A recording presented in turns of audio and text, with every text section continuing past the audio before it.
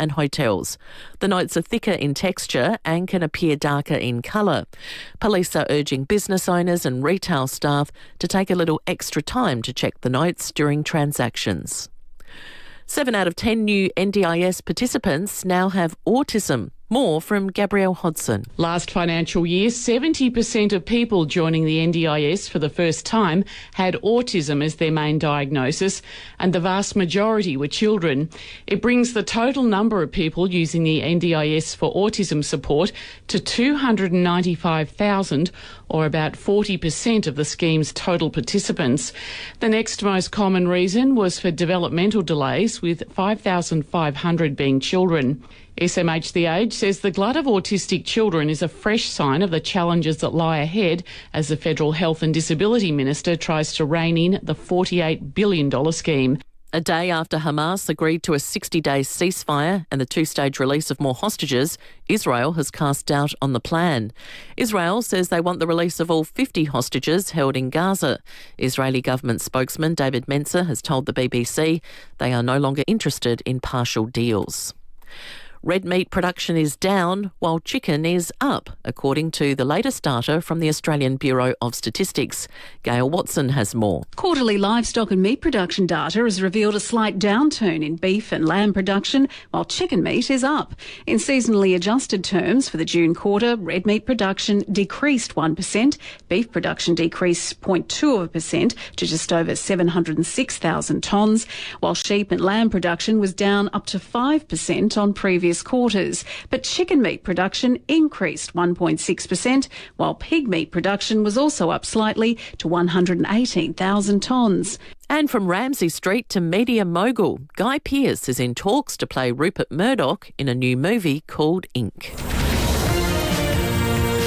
Now turning to FIVEAA Sport. Agostino Mitsubishi's is overstocked with demos that must be cleared. Upgrade your vehicle today. Nailsworth and Mawson Lakes. And it's good morning to Tom Wren. And a very good morning to you as well, Mel. As we heard a little bit earlier in your news, Adelaide star Isaac Ranken is set to be suspended for 5 matches over a homophobic slur. The ban will see Ranken miss the ladder-leading Crows finals campaign. Former captain Rory Sloane telling Nine's Footy Classified it's a devastating blow. It's probably not surprising, though. I think the general feel from the club since they found out was this was always going to be the case. The only choice they have is to accept it and move on, and that's what they'll do. Their squads win finals.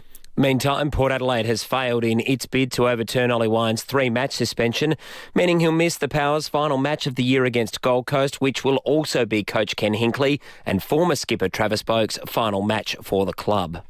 Well, the boss of the Australian Grand Prix says it was a no-brainer to name a stand at Albert Park after Formula One star ace Oscar Piastri. The Australian currently leads the Drivers' World Championship, winning 6 races so far this season. GP Chief Executive Travis Auld says it was an easy decision. He's already sort of setting records, and so he's one of the more successful Australian drivers that we've had. And he is so early in his career, and we've got full confidence he's going to continue it on without putting too much pressure on him for this year. Let's go to cricket. Australia's been smashed in the opening ODI match against South Africa in Cairns, going down by 98 runs. Captain Mitch Marsh, the only one putting up any real resistance with the bat, as he made 88. And in the Australia Cup, Heidelberg United has beaten Wellington Phoenix 4-0 to move into the semi-finals of the competition. And that's the FIVEAA Sport. Now the FIVEAA forecast, sunny and 19 today, becoming cloudy tomorrow 20, Friday partly cloudy 19, Saturday partly cloudy 16. Right now it's 10 degrees on FIVEAA, always Adelaide. Kids don't want to wait. The sooner, the better. Every moment is a chance to learn and grow. And they're right, it is. The first few years of a child's development play a hugely important part in their future, in learning and in life. That's why the state government is rolling out 3-year-old preschool from 2026. Because the sooner they start, the further they can go. Learn more at flyingstart.sa.gov.au. A message from the Government of South Australia. Your old hot water system can drive as much as 40% of your energy bill. Fortunately, you can upgrade to something that's 70% cheaper to run thanks to Right Price. They're the leaders in heat pumps and installation. Now's the time to upgrade and save money on a more efficient hot water system and take advantage of government incentives and free installation. Reduce your energy costs today with a heat pump from Right Price. Make the switch with Right Price Hot Water. Right Price heating and cooling, you can get the price right at Right Price. There's something special about starting your journey in a Mercedes-Benz SUV. For a limited time at Mercedes-Benz Adelaide and Unley, you can save from $10,000 on selected GLE models and from $15,000 on selected GLS models with complimentary delivery fee across the SUV range. With spacious interiors, advanced driving technology and unmistakable presence, Mercedes-Benz SUVs are built for every kind of journey. That's right, are they ever? Book a test drive with the friendly team at Mercedes-Benz Adelaide and Unley and start your SUV journey today on select GLE and GLS models with complimentary delivery free. Terms and conditions apply. Our place is your place at the Albion Hotel. We're big on celebrations, so bring the whole family and let the kids loose to explore our massive outdoor playground. Every day is Schnitzel Day at the Albion. Loyalty members that have downloaded the Albion app enjoy discounts and rewards on food and drinks every day of the week. And if you're on the go, we've got you covered in our Thirsty Camel drive-through bottle shop.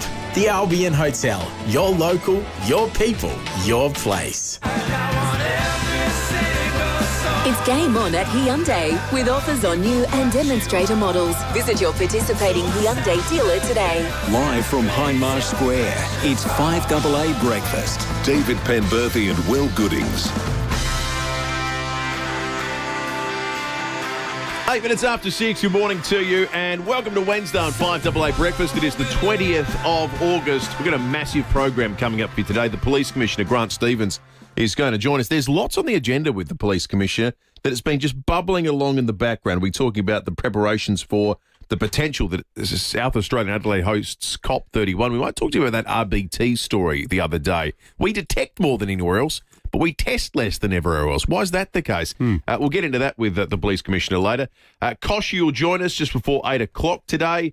Final game for Ken Hinkley and Travis Boak coming up this weekend. Monumental weekend and off-season for the Port Adelaide Football Club. We'll go around the courts with the best in the business, Sean Fewster. Always love that chat. And really looking forward to getting Royal Commissioner Natasha Stott on the program. She's just published a Royal Commission into Domestic Violence, 136 recommendations. I think every one of them is newsmaking, from banning corporal punishment to imprisoning the people who assist domestic violence offenders to continue to harass people.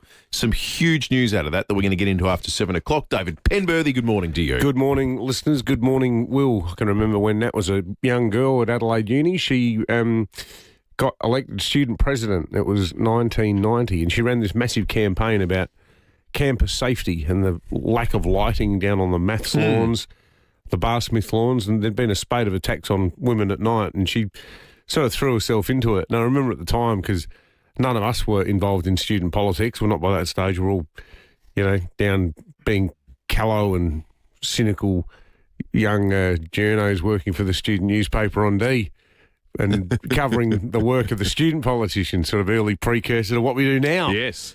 Here on radio and in print. But would you give her a going over, did you, for wanting to protect girls on campus? Oh, no, but there were... No, not for that, heaven forbid. Right. No, but there are other machinations that were involving other people. The list of names down there at that time was pretty wild. Penny Wong, Mark Butler, Jay Weatherall had just finished, Pat Conlon was there, Christopher Pine was there. Wow. Andrew Southcott was there. Who else?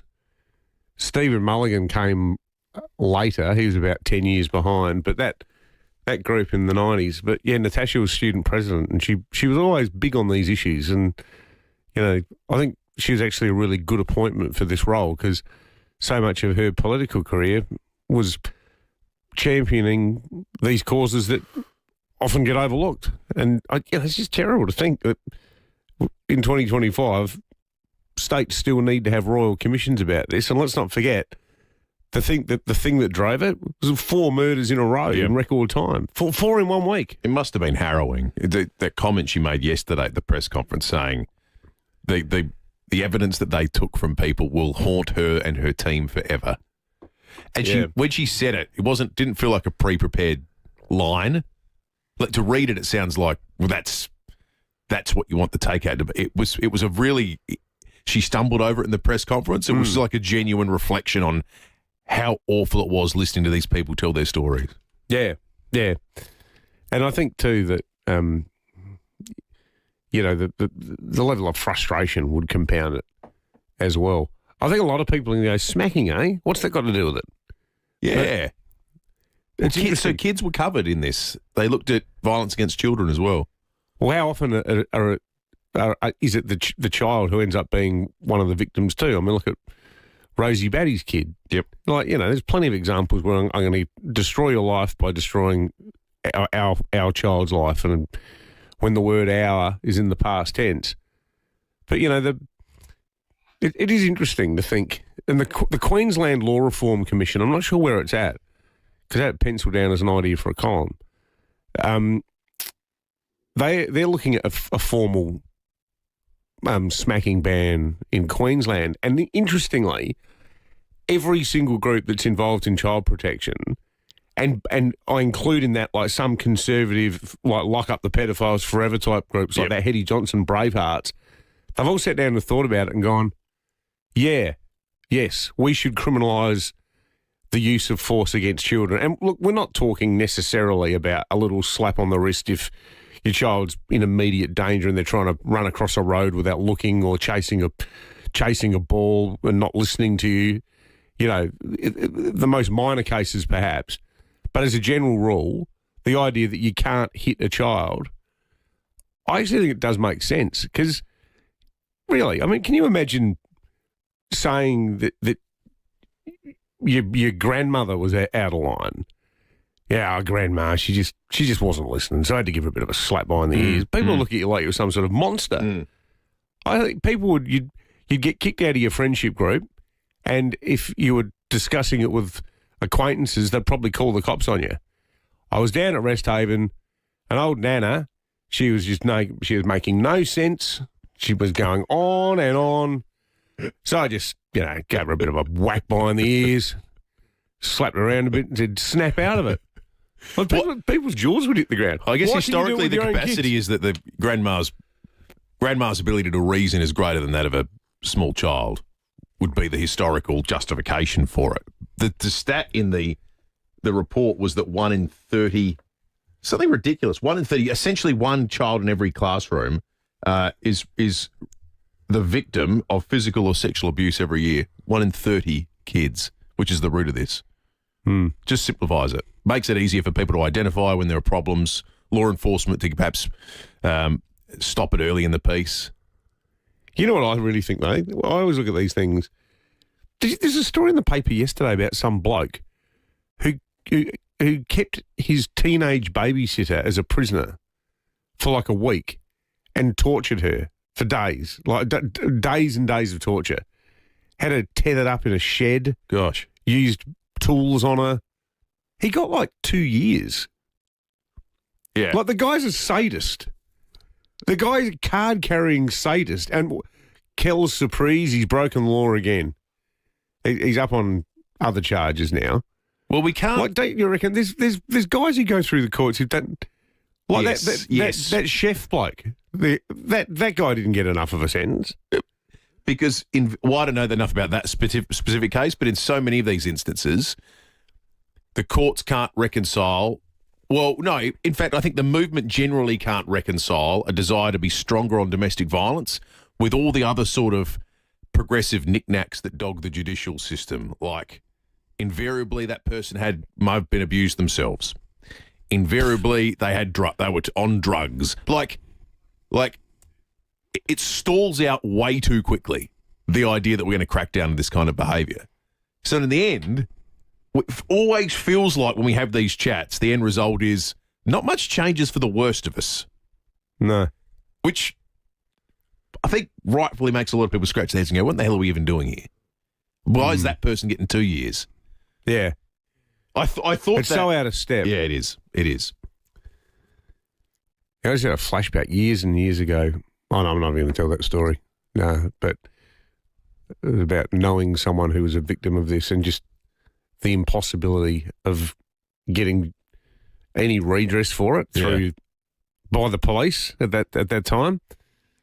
And, you know, frankly, I sort of wonder, when you look at the huge red flags surrounding that case in Bordertown, huge red flags, that lady had been to the police. Like, is there, when those red flags aren't just fluttering quietly in the background, but, waving around aggressively in front of your face as they were there, are the police doing enough? Well, we'll ask the police commissioner that, because there are some recommendations for him. And are the courts nimble enough? Well, can they move quickly enough? And are AVOs and things like that worth the paper that they're written on? The Royal Commissioner after 7, the Police Commissioner after 8:30. We get to some news headlines next. Get saving this month at City Discount Tyres. Grab 3 Falcon Zig ZE 310R passenger car tyres and get the 4th tyre absolutely free. Experience top-notch performance with exceptional grip on both wet and dry surfaces. Steer your way to citydiscounttyres.com.au for even more great deals. City Discount Tyres. We're driven by value. City Discount Tyres. And here is your room. Have a nice day. This can't be the place. Is that the bed? Oh, gross! Nothing like a bug symphony to set the mood. Luckily for you, I can't play any instruments. Next time, chat with an RAA travel agent so you don't have to hang with Chirps a lot over here. Book an appointment with RAA travel agents and elevate your holiday. RAA, it's better to be a member. Is your outdoor area living up to its potential? Well, if not, speak to the team at Louver House, who'll transform your outdoor area with an opening and closing roof. We love the guys at Louver House. Packed with technology, a Louver House roof lets you control natural light and airflow.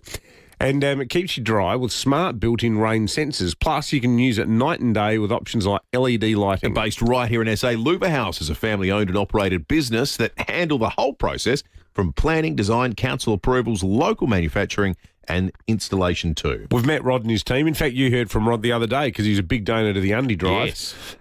So when you go with Louver House, you'll have peace of mind because they do it right. If you want your outdoor area transformed with an opening and closing roof, that's ready for next summer. How's that? Quick turnaround. Call Louver House today for a free, no obligation design, measure and quote. See the light with Louver House. louverhouse.com.au. Something wild, cool and sophisticated has arrived in SA. Omoda Jaku, selling a new SUV and only at Morford Vale, Main South Road. Here at FIVEAA, we're all about supporting local. From the boardroom to the ballroom, from the hills to the beach, Your Say Group Catering will cater for any event. yoursay.group.com.au. FIVEAA Breakfast is streaming live right now. To watch, simply head to FIVEAA on Facebook or YouTube. It's game on at Hyundai with offers on new and demonstrator models. Visit your participating Hyundai dealer today. David Penberthy and Will Goodings, FIVEAA Breakfast.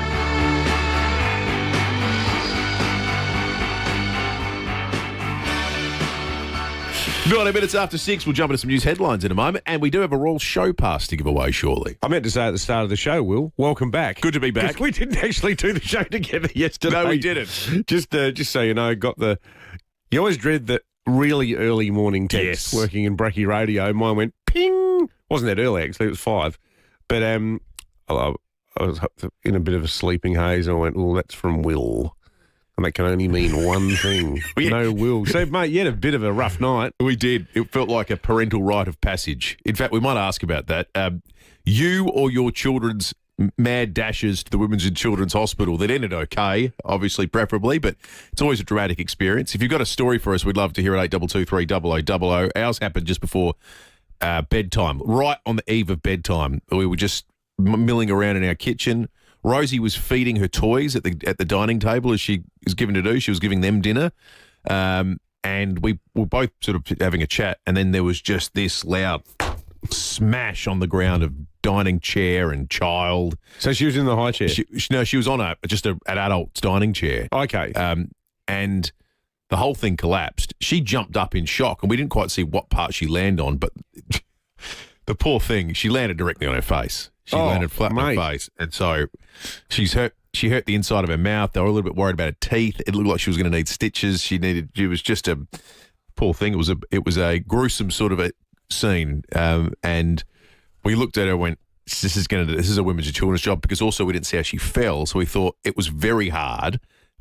Was there a concussion issue and so forth? So we raced in, and I tell you what, the Women's and Children's Hospital Emergency Department is the number one place to go because you invariably think you're having a bad night when you go there, and you realise, in a relative sense, well, we certainly did, thankfully, we weren't having a bad night compared to a lot of other people there. It's a humbling experience. Totally. And you've said this before, that building, I can see why we need a new one. But holy hell, the staff are unbelievable. Like she was beside herself. She'd never hurt herself that badly before and was in shock. They were unbelievable. They are miracle workers, those people. They somehow convinced her in the end and to allow them to examine her and check her all out, and in the end she's fine. So was that your first WCH that was how, late night? I said that to Alison. I said, this is one rung on the ladder to, the parenting experience when you have to do the late night dash to the Women's and Children's Hospital. But thankfully she's all right. Well, that's good news. I can remember thinking Jim did a broken wrist at school. Sam's been there a couple of times with weird dizzy spells. I don't know if Charlie's been yet. Oh, don't jinx it. Don't say it out loud. No. Safe went in Sydney. She was a baby little toddler in Sydney. Went to the RPA with her once. Yeah, no, it's just what you have to do, isn't it? Kids hurt themselves. Once you triage, though, it's a yin-yang thing, isn't it? Because well, everything's fine. Yeah. It's not imminent danger. But also make yourself comfortable. Yeah, that's right. Once you know that everything's going to be fine. But as you say, that's why triage exists, because there are other kids in more urgent need than yours. And you got to sit back and it's confronting insight into what's going on in Adelaide on an average. What was it? Tuesday night, Monday night. Who can remember the first time they went to hospital from their own childhood? Yeah, 8223 text us. We've got a Royal Show family pass to give away. All week we've got them, in fact. You can call in now and tell us your story about going to the Women's and Children's, maybe as a child or a parent. Book your tickets at theshow.com.au, and you can secure tickets, of course, with the wonderful people at Drake's. Might have a couple of look at the headlines. It all feels like secondary news compared to the Isaac Ranken revelation that we heard at 6 o'clock this morning. Eddie Maguire revealing that Isaac Ranken will miss the rest of the season and the beginning of next with a 5-week suspension. He revealed exclusively on Footy Classified last night. We've just spoken to Eddie. He's coming on in 30 minutes. Excellent. So Eddie's going to come on, the biggest story in Australia at the moment. That'll also give us the chance to ask Ed about what he thought about the umpiring the other night. Well, that'll make us feel a little bit better. On balance, I thought the umpiring was pretty good. They finally got it right. They did. Was the sense I got. This is interesting in the news. There have been multiple reports of counterfeit $50 notes being used. It happened between the 1st of August and Monday, the 18th of August. They've been used to purchase various items at servos, fast food restaurants and hotels. They're thicker in texture and they look a little bit darker if you're wondering if you've got an odd-looking one. Police are urging business owners and retail staff to take extra time to check notes during transactions. Do you have any cash on you, Will? No, I don't. I've only got a 20. You got a pineapple? Yeah, I got a lobster. Okay. The PM's in town today. It doesn't sound like he's coming with any cash whatsoever. Doesn't sound like he's coming on FIVEAA either. I know. What do we do? I think we've been too honest about how useless his environment minister is. In a nutshell, that's my serious answer. Well, he might have wanted to come on and explain why he maybe hadn't been useless, or maybe why the government will be less useless in future, but instead he's decided to give us the wide berth. We spent yesterday, I know Jono was texting his office back and forth. I texted one of his people and where are we? I'll just tell you the reply. I'm not sure if the correct word the guy was looking for here was can't or won't. But Josh, it's Pembo, hope you're well, mate. Are we a chance of getting the PM on tomorrow? And this is after Jono contacted me and said, mate, can you rattle their cage? G'day, mate. Sorry for delay. Big day. PM won't be available tomorrow, sorry. Won't be. Thanks. Won't be. Won't be. That's an active First decision. visit to South Australia since everyone was kind enough to vote uniformly for the ALP all the way from Goolwa to Port Wakefield where all the dead fish are. And, yeah. Wants to see the fish. Not interested in talking about the fish. Top of 19 today. A couple of beautiful days on the way, actually. 20 tomorrow and then 19 again on Friday. The Weather Bureau aren't too far away. Sally in Hillcrest has called in. Sally, what was your childhood Women's and Children's Hospital story? Way too many. My kids pretty much, it was their second home to the extent that when my son was a real little baby, he had a lot of chest issues and dropped what we now know was a form of epilepsy, drop attacks, where he'd just drop unconscious. Yeah. And, of course, you fall face first. It got to the stage where we'd actually go there and they'd go, oh, let me take Josh, and they'd take Josh out of my arms and take him to our usual room. And my daughter got rushed there many a time. She's got a disorder where she dislocates her bones easily. So we spent pretty much their whole childhood in and out of women's and children's, and it was almost sad when they turned into adults, and now we're in the adult system because you've lost that friendliness. That's totally, right. totally. It is a very, for what it is, it's a nice environment they create there. Thank you, Sally. You're well and truly in the running to win the Royal Adelaide Show family passes, so you can make more pleasant memories than going to the Women's and Children's Hospital. You get them at theshow.com.au and Drake's. Tom Wren is in the 5AA breakfast studio with us, I think with more on the news that we've all been dreading. Agostino Mitsubishi overstocked with demos that must be cleared. Upgrade your vehicle today, Nailsworth and Mawson Lakes. Morning, Rennie. Morning, Will. Morning, David. Yeah, look, I've been to the Women's and Children's. I remember Harry, the first, he went to hug his older brother, and we have one of those glass heaters, and they get, really hot. Oh. And he hugged him, and then Xavier fell back, and his hand got pushed onto that glass, so the skin just peeled straight off. Oh, yeah. And they were amazing, the staff. Like the experience that you had, they rushed him straight in, then realised it wasn't going to be, life-threatening or anything like that, or, they're not going to have to do major skin grafts. But, yeah, it's a scary time when you've got kids in there. You're worried and, there's nothing more concerning. Well, and they can't really tell you what's wrong. That's They're right. not that good at it. Exactly. Exactly. It was on his fourth birthday. So your colleague Eddie Maguire, most plugged-in bloke in the AFL, he doesn't get things wrong. He says 5 weeks. Let's have a listen to what he had to say. I know you've got him coming up on the show, but this is what he had to say last night on Footy Classified. Tonight I can tell you Isaac Ranken's season is over. Tonight the AFL will send a letter to the Adelaide Football Club. I believe it's already arrived, and my understanding is he will be suspended for 5 weeks. His season is finished in 2025. The Adelaide Football Club and Isaac Ranken will have the opportunity to appeal the sanction and try and get it reduced, because they could argue that it is manifestly unjust. They'll have the next 24 hours or 12 hours at least to decide whether or not they mount an appeal. And look, this is hugely frustrating, I know, for everyone. I think Adelaide's going to go through the process, and it's already dragged out to a 4th day today. Are they wasting their time? I think so. The AFL aren't going to change their minds. And if they do, it'll be 4 weeks? Yeah. I feel like this was 5 designed to get knocked down to 4, because I don't understand, given the Crows self-reported, why it's significantly different to the Jack Graham one. Yep. And that's is there an answer to that? Is there any clarity? There's nothing's been released by AFL House.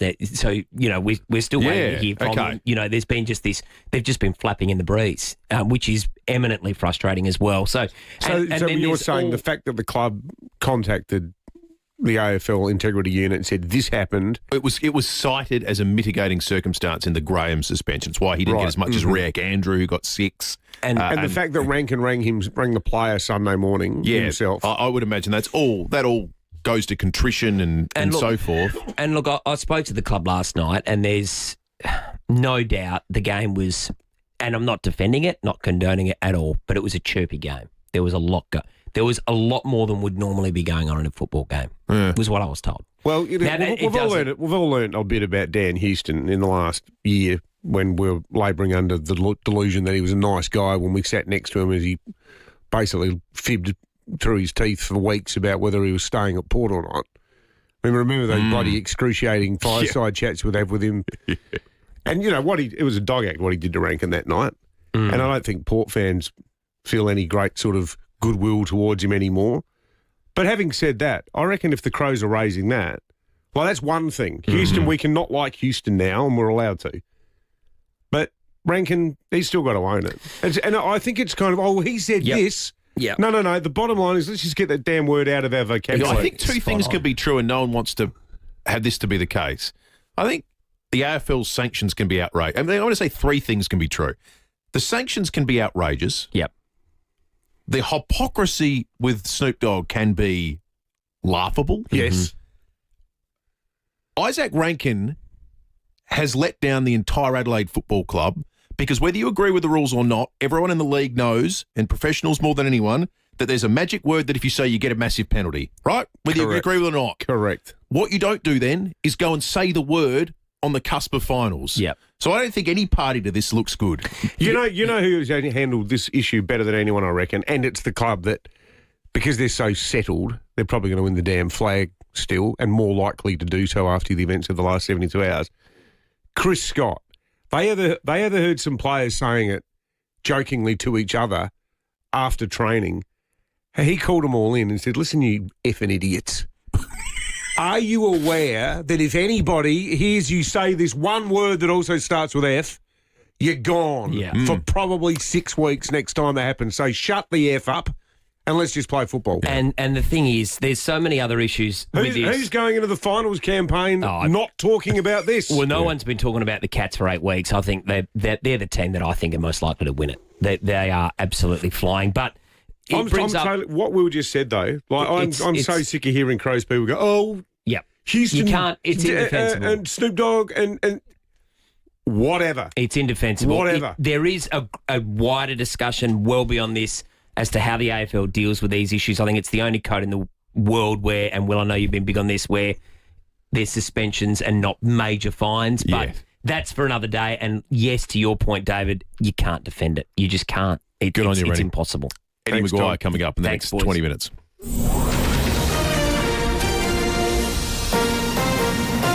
This is 5AA News. Always Adelaide. Sunny and 19 today with the 6:30 news. Good morning, I'm Mel Usher. Make RAA-approved windscreen repairer, Complete Windscreens, your insurer repairer of choice. Visit completewindscreens.com.au. We're set to get confirmation today on Crow Isaac Ranken's suspension over a homophobic slur. Last night, Eddie Maguire revealed what he knew on Channel 9. And my understanding is he will be suspended for 5 weeks. His season is finished in 2025. There will be an opportunity for the club to appeal the sanction. It comes as the Adelaide Football Club is sitting on top of the ladder and preparing for their first finals campaign in 8 years. A restaurant at South Plympton has gone up in flames. The MFS were called to dial a curry on Marion Road shortly before 4:30 this morning. The fire was well involved when they arrived on scene. The damage bill has been put at $400,000. The cause is under investigation. We're getting a visit from the Prime Minister today. Anthony Albanese will be in SA in the wake of the algal bloom crisis. Meantime, new space imagery shows it now covers 4,500 square kilometres. The homicide squad is urgently trying to locate the mother of a newborn found dead down a stormwater drain in Perth's northern suburbs. Madeline Cross has the story. Police have revealed the infant was a newborn boy, believed to have been placed in the drain in recent days. The body was found at 1 o'clock yesterday afternoon in Alexander Heights, a chance discovery by tradespeople carrying out routine maintenance work. Detective Senior Sergeant Stephen Cleal says the identity of the child's mother remains unknown. We have serious health concerns for that mother. Our priority is to get her the medical help she needs. I just don't know who that mother is yet. Forensic examinations have been carried out at the scene and the investigation is ongoing. Israel will give its answer to a ceasefire proposal already agreed to by Hamas within days. Edward Godfrey has more. Prime Minister Benjamin Netanyahu is said to be considering this proposal and Israel will deliver its response to mediators by Friday. We have some more detail. It's understood the deal agreed to by Hamas would see a 60-day pause in fighting and the release of 28 hostages, including 10 who are still alive. In exchange, Israel would release up to 200 Palestinian prisoners and its military would partially withdraw from parts of Gaza. More than 62,000 people have died in Gaza since the October 7th attacks nearly 2 years ago, which claimed some 1,200 lives. In recent months, amid scarce food and basic supplies, it's claimed more than 250 Palestinians have died from hunger. Parts of the US are on hurricane watch. Hurricane Erin, now a Category 2, has prompted a state of emergency in North Carolina and is expected to bring dangerous waves and rip currents to beaches along the east coast. Now turning to 5AA Sport. Agostino Mitsubishi's is overstocked with demos that must be cleared. Upgrade your vehicle today. Nailsworth and Mawson Lakes. Here's Tom Wren. Thank you, Mel. As we heard earlier, no official word yet from the AFL following an integrity unit investigation into Adelaide star Isaac Ranken. The Crows star expected to be banned for the Crows' entire finals campaign over an alleged homophobic slur. Brownlow medalist Ollie Wines has failed to overturn a 3-game suspension at the AFL Tribunal. The Port Adelaide veteran punished over a nasty bump which left his Carlton opponent concussed. And Western Bulldogs forward Jamari Ugle-Hagan claims he's lucky to be alive following a nightclub shooting. Ugle-Hagan has told Melbourne's Herald Sun a bullet missed him by a metre outside Love Machine early on Sunday morning. It's the latest in a series of off-field incidents for the 23-year-old who hasn't played a game at any level this season. To cricket now, Australia's made a poor start in its one-day international series against South Africa, losing by 98 runs in Cairns. Proteas spinner Keshav Maharaj took 5 wickets, earning praise from Aussie skipper Mitch Marsh. Keshav he's an outstanding bowler and it's certainly a little bit more spin than we expected, but at times you've got to give your hats off to someone like him and he won the game. Audio there thanks to Fox. The second ODI will be played on Friday, with the third also being played on Sunday. And at the US Open qualifiers in tennis, South Aussie Alex Bolt has just lost in 3 sets to Brit Oliver Crawford. Fellow Aussie Bernard Tomic has just won the opening set in his match against American Patrick Kypson. And that's the 5AA sport. Now the 5AA forecast, 19 today and sunny, becoming cloudy tomorrow 20. Friday, partly cloudy 19, Saturday 16. Right now it's 10 degrees on 5AA, always Adelaide. It's game on at Hyundai with offers on new and demonstrator models. Visit your participating Hyundai dealer today. David Penberthy and Will Goodings, 5AA Breakfast. 22 minutes to 7, police and weather coming up in just a moment. Eddie Maguire, not too far away either. It's like the 7 stages of grief, the Isaac Ranken story. Sunday night I was bargaining. I was going, maybe it was Luke Pedlar. Maybe... Poor old Luke. Maybe he said maggot. It just sounded like the other one. And then it was sorrow. It was denial. It was like this couldn't have happened. Quite a few people now are texting saying that, like me, they're in the anger stage. And as you just said during the ad break, the cabbage.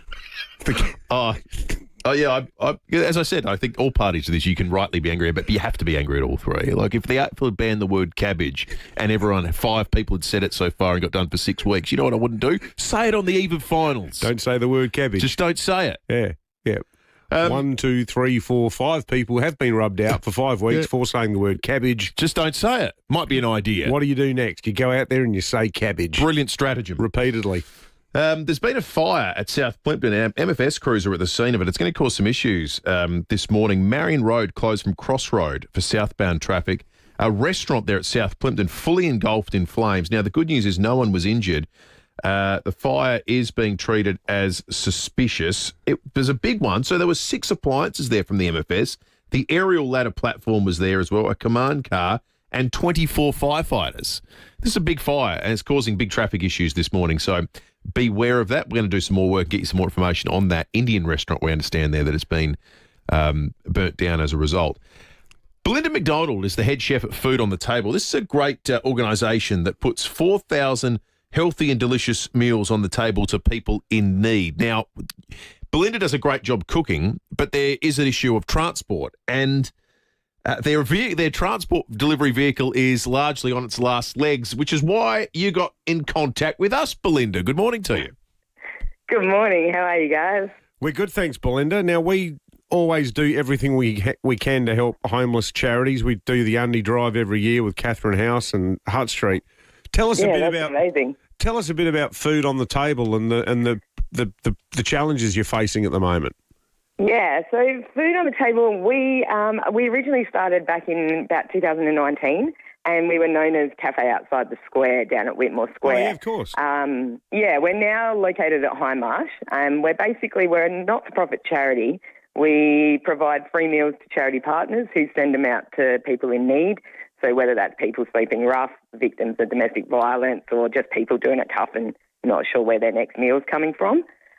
We basically work with a team of volunteers, so I'm very lucky. I've got about 65 volunteers that help me prepare and portion the thousands of meals that we send out every week, usually between about 3,500 and 4,000 meals a week. So just in July alone, we distributed 13,900 meals. So We do have a delivery car, but is very much on its last legs. We have volunteer delivery drivers that use it, so it's a bit hard when the air conditioner's gone on a 40-degree day and they've got to drive out to the Riverland to sort of drop off meals. So, what sort of car is it? What vehicle is it?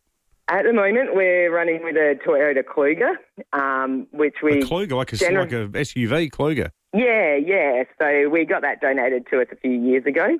But, yeah, it's definitely on its way out, the poor car. It's not even a van, a Kluger, though, is it? No, it's just an SUV. So, we're sort of looking for something around the same or a bit larger. What would be your dream vehicle? Do you need something like a Hi-Ace? Would you prefer an actual van? Yeah, something like that. But we also need to take into account that our drivers are volunteers and generally elderly. So it's something that's easy for them to drive, something that's easy for them to take the meals out the back and stuff like that. So, yeah, like a Hi-Ace or something like that would just be perfect for us. Does it need to be refrigerated as well? It doesn't need to be refrigerated. We send all of our meals out frozen within like insulated bags and stuff like that, and it's generally just to local areas. So refrigeration isn't something that is imperative, but obviously a bonus if we were to find something. But yeah. Well, we know a few car dealers around town. You'd be listening right now. Great, yeah, they would be. If you want to make yourselves a hero. Yeah. Can they put their name on it? Can they put their name on the side alongside yours? Doesn't have to be. Absolutely. We love to support local businesses because we rely on local businesses supporting us. Let's see what we can do, Belinda. That would be amazing. We'll make this a bit of a side project. Yes, good on you, Belinda. Belinda McDonald, the head chef at Food on the Table. Terrific charity, this. Sounds like an entry-level Hi-Ace automatic so that the oldies who are volunteering don't have to worry about driving a manual van. But lost art driving a manual, isn't it? Dying art. I wonder what proportion of, who even learns at all? I learned on a manual. Yeah. My first car was a manual. My Hi-Ace is a manual, obviously. Well, how do you, I was thinking this the other day, actually. If cars sort of made 2020, let's say made this year, what proportion of manuals? Is it purely trucks now? No, there's a lot of cars that are still manuals. Like, there's a lot of cars that you'd want the manual, I reckon. Like, if I got a Mini, I'd want a manual. If I got the car... But are they? Well, they still make them, yeah. But no, most of them, 99% of the ones I'm just trying to would be automatics that people buy. But no, most cars come... All the Hiluxes come in manuals. Yeah, but I guess I group those in with trucks. Like, when you want to move stuff and you need a bit more control. Mazda MX-5s come in manuals. Okay. And I reckon that a car like that, you'd want the manual. You want to drive around a corner in the hills in an MX-5, going from fourth down to third as you're going up and round the corner and maybe drop it down to second. Okay, so maybe sports and utilities. Yeah, fun. Yeah, okay.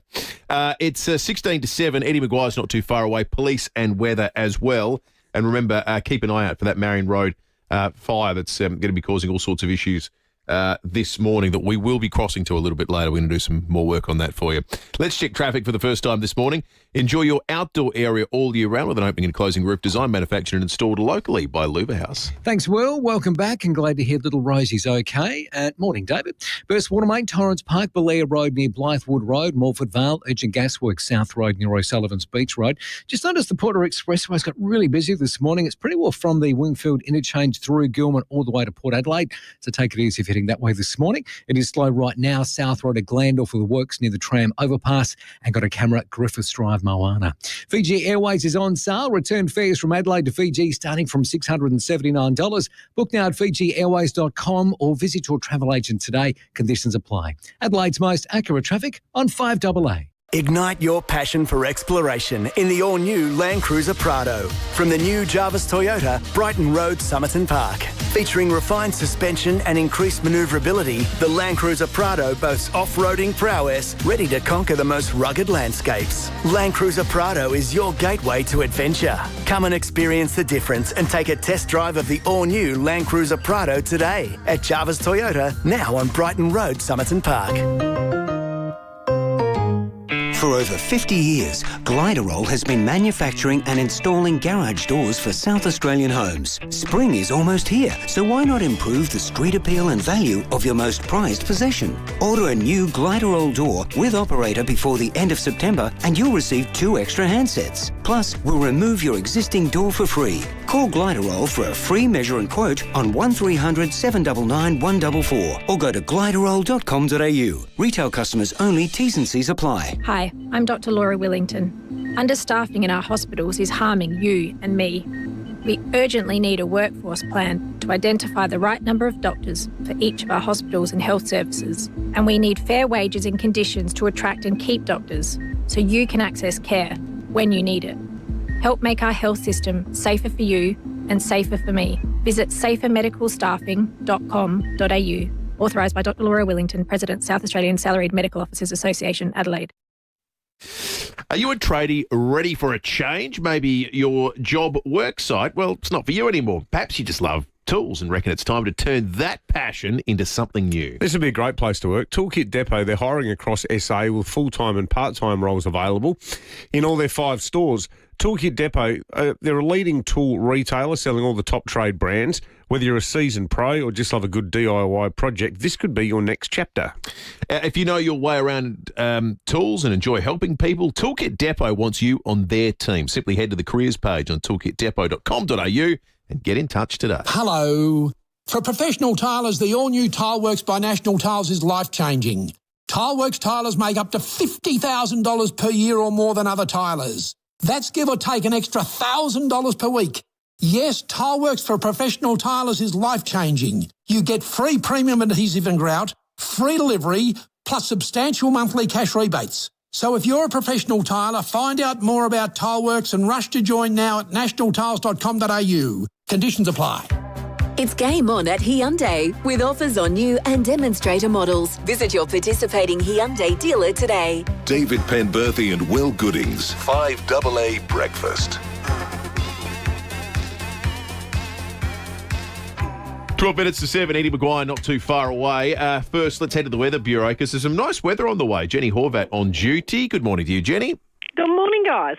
Is that a fair estimation? I look at the maximums anyway at the moment, so it's pretty reasonable for this time of year. Yeah, we are starting to see a little bit of spring warmth coming up for the next couple of days.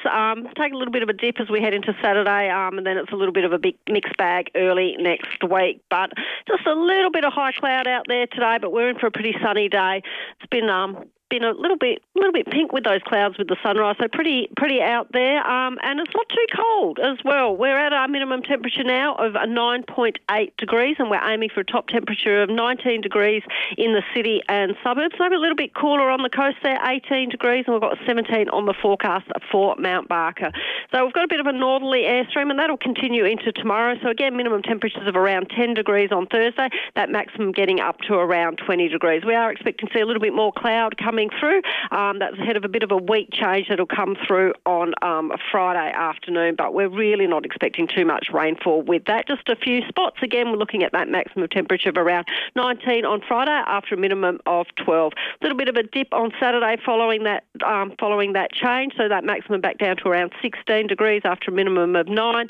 Again, maybe a couple of spots, but we're really not expecting anything of note rainfall-wise over the weekend. We'll see those temperatures back up to 19 degrees on Saturday, a little bit Sunday there, a little bit cooler with that minimum, 7 degrees, and then things get a little bit interesting as we head into early next week. We've got a bit of a complex low coming through. I think in the northerlies on Monday with the 21 there, I don't think we'll see too much shower activity, but as we head into Tuesday and Wednesday, I think we're likely to see some showers.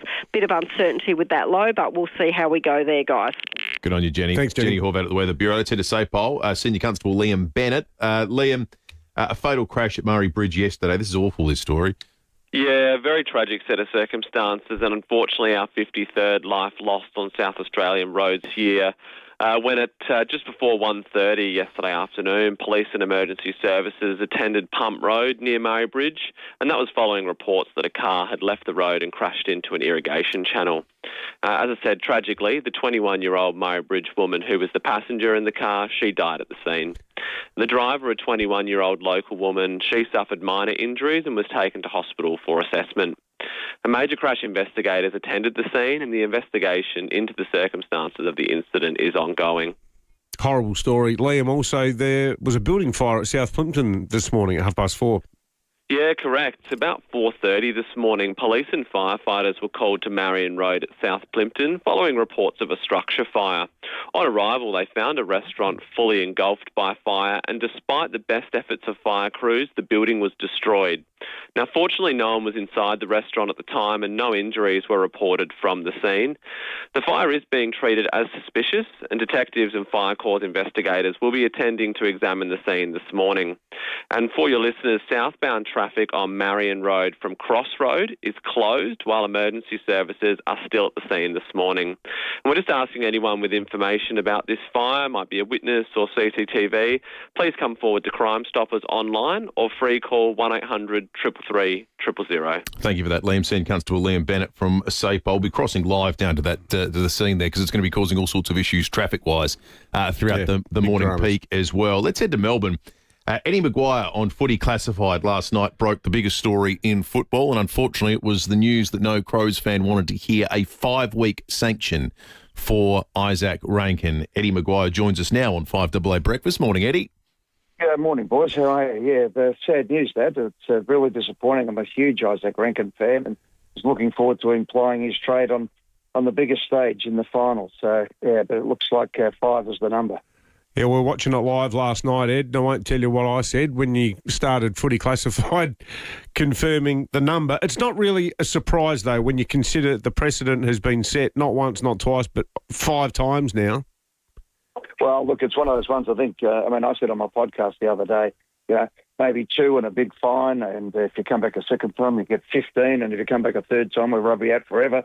I was trying my best. I know the heartbreak of this. I had to sit through it with Anthony Rocker in the 2003 grand final, and as a kid going back to 1977 when Fabulous Phil Carman got rubbed out for 2 matches, turned out to be 2 grand finals, and he appealed after the first one, and the AFL said, well, no, you get 2 weeks, but if it's 2 grand finals, bad luck. So everyone was twisting themselves in knots in trying to work out how we could, mitigate this for Isaac. But in the end, the AFL, I think, have said, well, how many times do we need to tell you?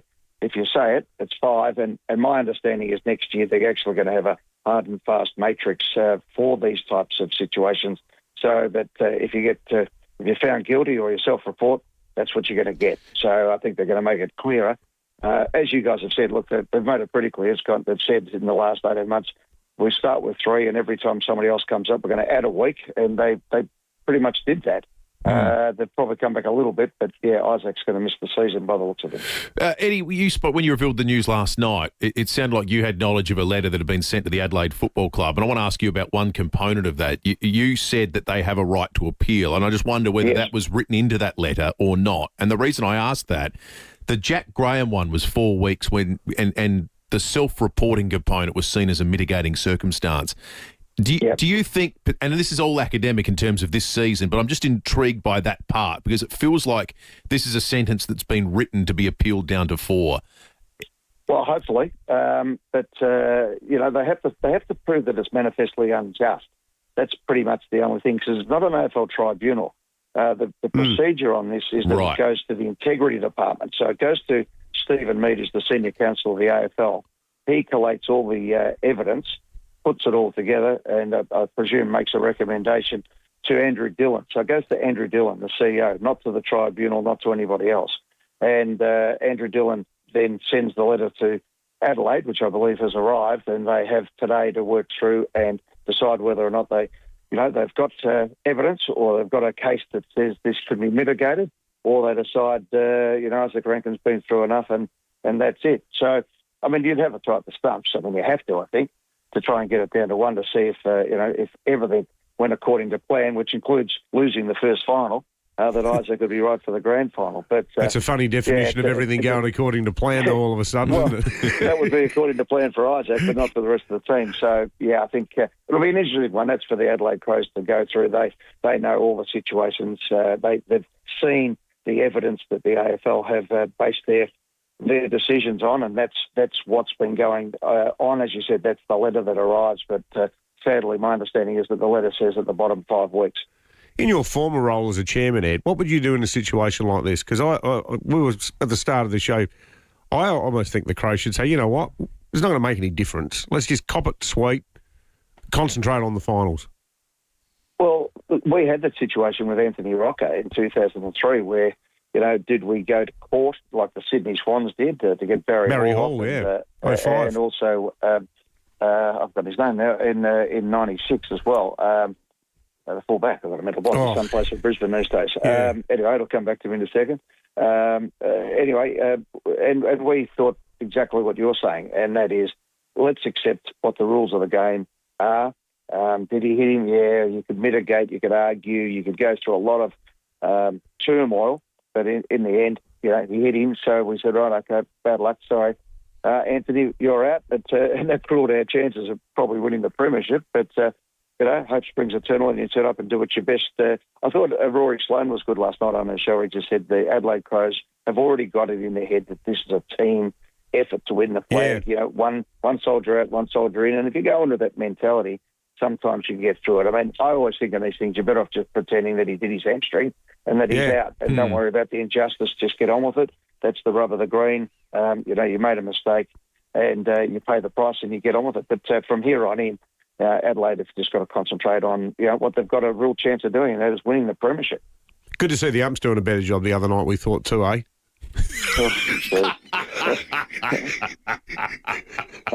Now, I came on to try and be measured, okay? That's called entrapment, mate. You might have heard me yelling out, arc, during the course of the game.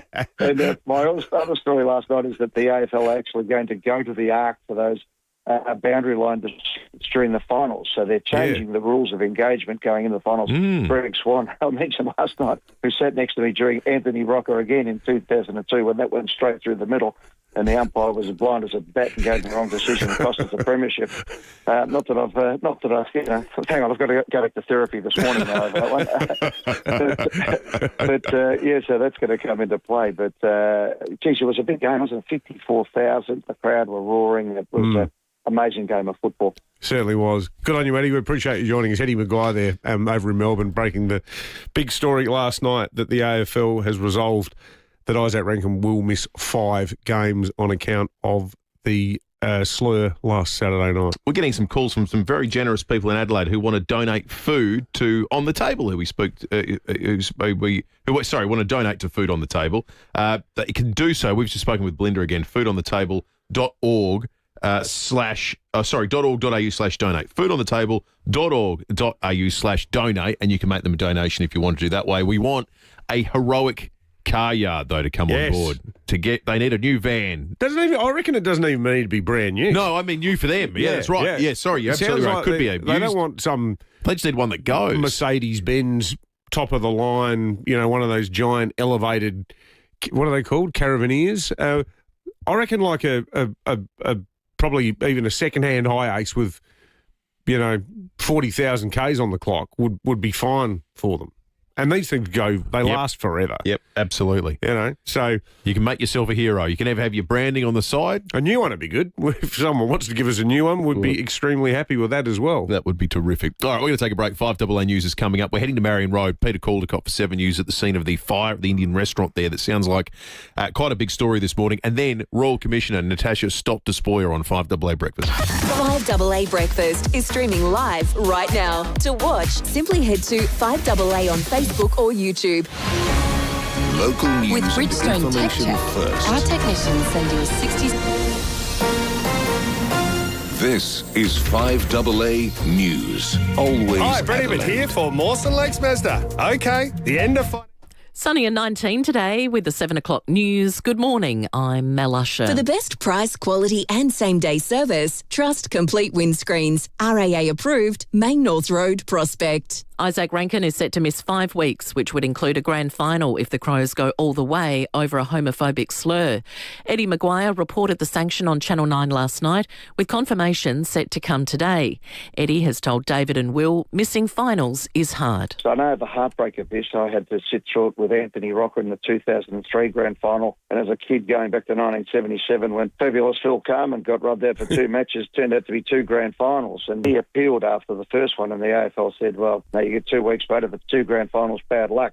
An Indian restaurant has been destroyed by fire. The MFS were called to Dial Curry on Marion Road at South Plimpton just before 4:30 this morning. Senior Constable Liam Bennett says the damage bill has been put at $400,000. On arrival, they found a restaurant fully engulfed by fire, and despite the best efforts of fire crews, the building was destroyed. Now, fortunately, no one was inside the restaurant at the time and no injuries were reported from the scene. Health and Disability Minister Mark Butler will give a national speech today on the future of the NDIS. The latest figures show 40% of participants accessing the scheme have a primary diagnosis of autism. Mr Butler's address will be the first since he took over the portfolio in May. Psychologists are warning the spread of AI in workplaces could worsen mental health outcomes for employees. The Australian Psychological Society is calling on the federal government to design protective mechanisms to prevent large-scale distress. Chief Executive Zena Burgess says the nation's productivity is at risk of taking a major hit. People become demotivated, don't trust their employer, and basically start to look for another job and look for a culture where they can feel supported. So it'll lead to a loss of productivity and more costs for a business as they have to churn through replacing staff. The psychoactive compound found in magic mushrooms has been found to rapidly improve the mood of people in palliative care. Gabrielle Hodson has the story. A trial at St Vincent's Hospital in Melbourne has given psilocybin, a compound found in magic mushrooms, to 35 patients with advanced life-threatening illnesses. Researchers found that after each supervised therapy session with the drug, their mood and outlook began to improve within 24 hours, relieving anxiety and depression, sometimes for up to 6 months. Psychologists and psychiatrists have told SMH The Age the experience was transformative for palliative care patients, but it comes at a cost. Treatments will set them back $27,000 plus. Now turning to 5AA Sport. Agostino Mitsubishi's is overstocked with demos that must be cleared. Upgrade your vehicle today. Nailsworth and Mawson Lakes. Here's Tom Wren. Thank you so much for that, Mel. As we heard earlier, Adelaide is set to be without Isaac Ranken, with reports he's set to cop a 5-match suspension. The Crows have argued extenuating circumstances in a bid to reduce Ranken's suspension for a homophobic slur. Former captain Rory Sloane says it's a poor excuse, with Ranken set to receive that 5-game ban to rule him out of the finals. What he said is you can't say. There's no excuse. It's laziness coming up with an excuse like that, isn't it? Or using those words. But it's okay to make the argument. So they'll do that for the fans and they'll do that to make sure they've got Isaac's back, but they won't be able to stand on that. Paul could still appeal, meantime, a 3-game ban that was upheld by the tribunal last night for Port Adelaide midfielder Ollie Wines. The club tried to argue against the case at the tribunal last night but failed. Let's get to cricket. A big batting collapse has cost Australia any chance of a win in its first one-dayer against South Africa in Cairns. Chasing 297 to win, the Aussies were none for 60 before losing 6 for 29. The Proteas winning by 98 runs to take a 1-0 lead in their best-of-3 series.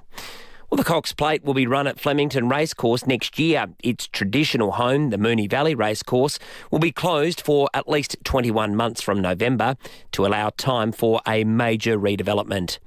Aussie Jason Kubler has won his US Tennis Open qualifier in straight sets. Wins also for Olivia Gadecki, Lizik Cabrera and Priscilla Hon. Alex Bolt and Darius Saville, though, both have lost.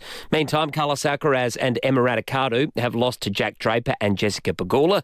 That's in the first round of the mixed doubles.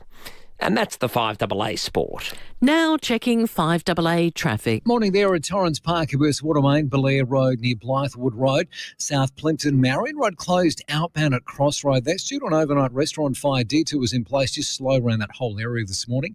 Morford Vale, Edging Gasworks, Main South Road near O'Sullivan's Beach Road, with the camera Kessler's Road, Para Hills West. Spend more to get more on all Milwaukee power tools. Hurry, the Milwaukee Tool Rush starts Thursday for 3 days only. Head into your nearest participating authorised retailer to learn more. Adelaide's most accurate traffic on 5AA. The 5AA forecast, sunny for your Wednesday, a top of 19, becoming cloudy tomorrow 20, Friday partly cloudy 19 and Saturday 16. Right now it's 10 degrees on 5AA, always Adelaide. Our technicians send you a 60-second video inspection that shows you what needs repairing now and what can wait, so you can go with confidence. Bridgestone Select Tyre and Auto. Hi, Brett Ibbott here for Mawson Lakes Mazda. Okay, the end of financial year might be done and dusted, but at Mawson Lakes Mazda, the deals aren't. All makes, models and colours are being cleared, no exceptions. And there's a huge range of locate demos all ready for immediate delivery. Plus, you'll get free on roads, free stamp duty, free 12 months rego and $500 worth of accessories. Mawson Lakes Mazda, Salisbury Highway, T's and C's apply. Is your outdoor area living up to its potential? If not, speak to Luba House and transform your outdoor area with an opening and closing roof that's ready for next summer. An SA family-owned business, Luba House do everything. Planning, design, council approvals, local manufacturing and installation, so you'll have peace of mind it's done right. Don't wait any longer. Find out more with a free design, measure and quote. Bring your outdoor area to life with Luba House. lubahouse.com.au. Today's reverse ducted air conditioning systems offer so much more than just an on-off switch, which is why REQ Air Conditioning will spend as much time as you need to get familiar with all the functions and controls of your new system. It means you'll get the most out of it from the very start. No guesswork required. Stay cool, stay warm, save money and master the remote with REQ Air Conditioning and Energy Solutions. Google REQ Air Conditioning for a free in-home quote. Something wild, cool and sophisticated has arrived in SA. Omoda Jaku, selling a new SUV and only at Morford Vale, Main South Road.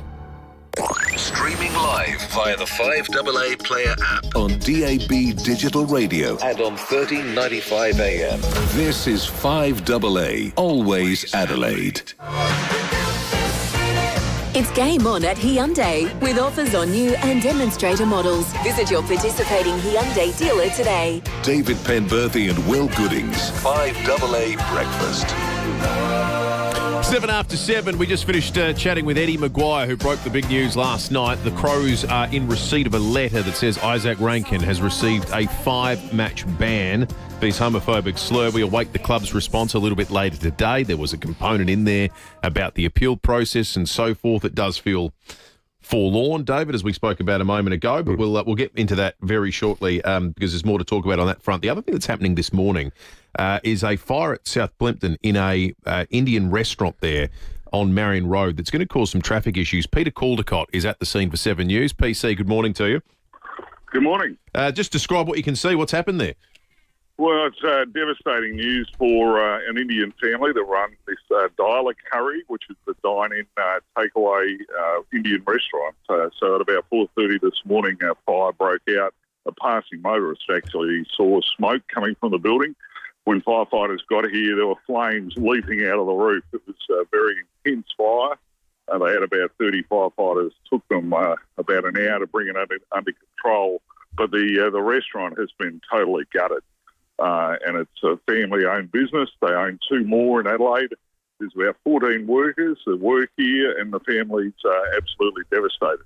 So police are here at the moment.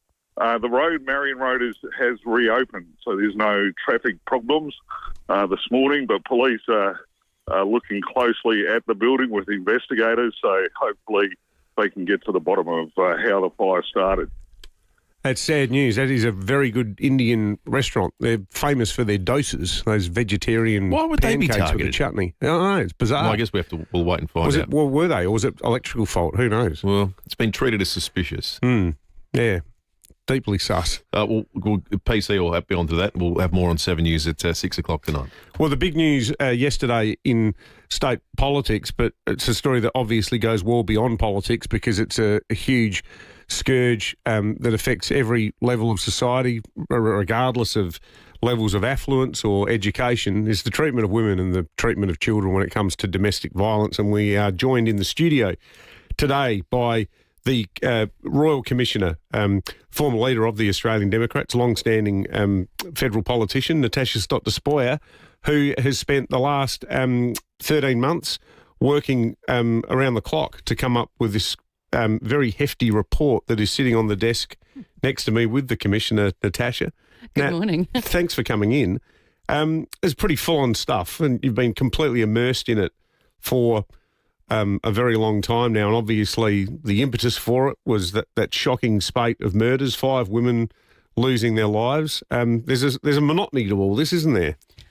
It can get very confronting and disarming, and the fact that, yes, it continues is one of the reasons that the government heeded the calls of the sector and the community to call a Royal Commission, and I think there's the potential to make a real difference. So hopefully that monotony will stop. I sort of think back, the last 20, 30 years we've seen things like White Ribbon Day, and there's been a lot of sort of demonstrative, performative stuff done in the name of domestic violence, white ribbons on the lapel and guys patting themselves on the back and what have you. What are the nuts and bolts things that need to change, do you think?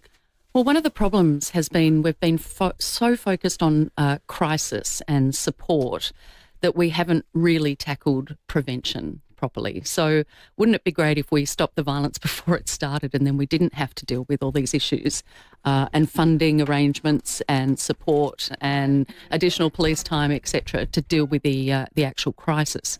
So some of the suggestions we've got include the prevention piece, education, so that people understand what constitutes, respectful, healthy, equal relationships. But more importantly, there are gaps in the system at the moment which are not only traumatising and re-traumatising people, we're not getting effective outcomes when it comes to stopping the violence. So we were really open-minded. We've got to look at what supports are currently available, and at the moment the supports are not good enough for those people, usually women and children, as you've said, experiencing violence. But there's also a whole cohort. There are many cohorts that get no support. So if you're a man who is a victim of violence, domestic, family or sexual violence, or you're a man who's using violence, or you're from the LGBTQIA plus community, or from a culturally and linguistically diverse community, etc., there are not many supports. In fact, some of them are completely missing. If you're a child or a young person experiencing domestic, family or sexual violence, it's almost impossible to find services that are geared towards you. So we need to provide services and support, but we also need to get to the pointy end, and that is stop the violence before it starts. Well, I imagine, and there are we've got the Police Commissioner coming on later, and there are recommendations for policing and how they even deal with their own issues that were contained within the report. And I just wondered to what extent police being they're the first ones to see the red flags when they start waving, I imagine. How much of this is a policing issue? Well, the police, it is very much a police issue in the sense that they are dealing with this as a huge percentage of their work now. I mean, South Australian Police are attending, at least 100 call-outs a day. I mean, that's for domestic violence? Yes, in South Australia. So they are committing so many resources to this issue, but obviously they need more support, but they also need more education and training themselves.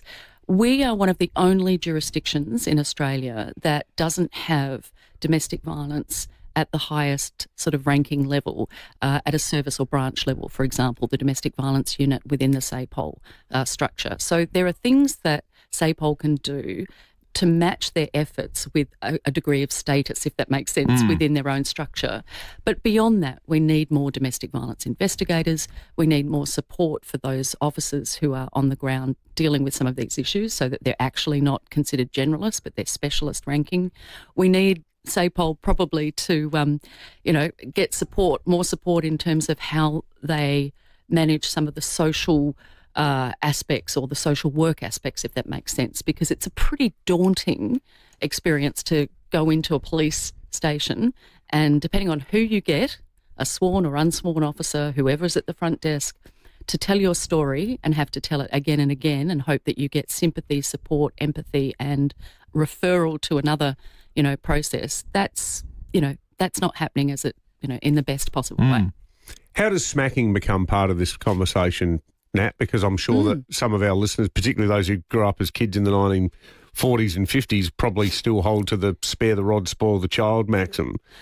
The thing is, when looking at the actual examples in your report, and this is where it gets really challenging. Yes. We're not really talking about smacking, are we? In fact, we're talking about systemic physical abuse towards children under the guise of, as a parent, I have the right to discipline my child. You're exactly right. We're not saying that smacking is leading to abuse. We're saying that people are using the excuse of that smacking is a discipline or the fact that it's allowed under law. They're using that as an excuse for serious punishment in the guise of discipline. This came from young people. So this was an interesting one because young people were saying, well, young people and, very young in a number of cases, all of course done through trauma-informed, ethically appropriate consultations.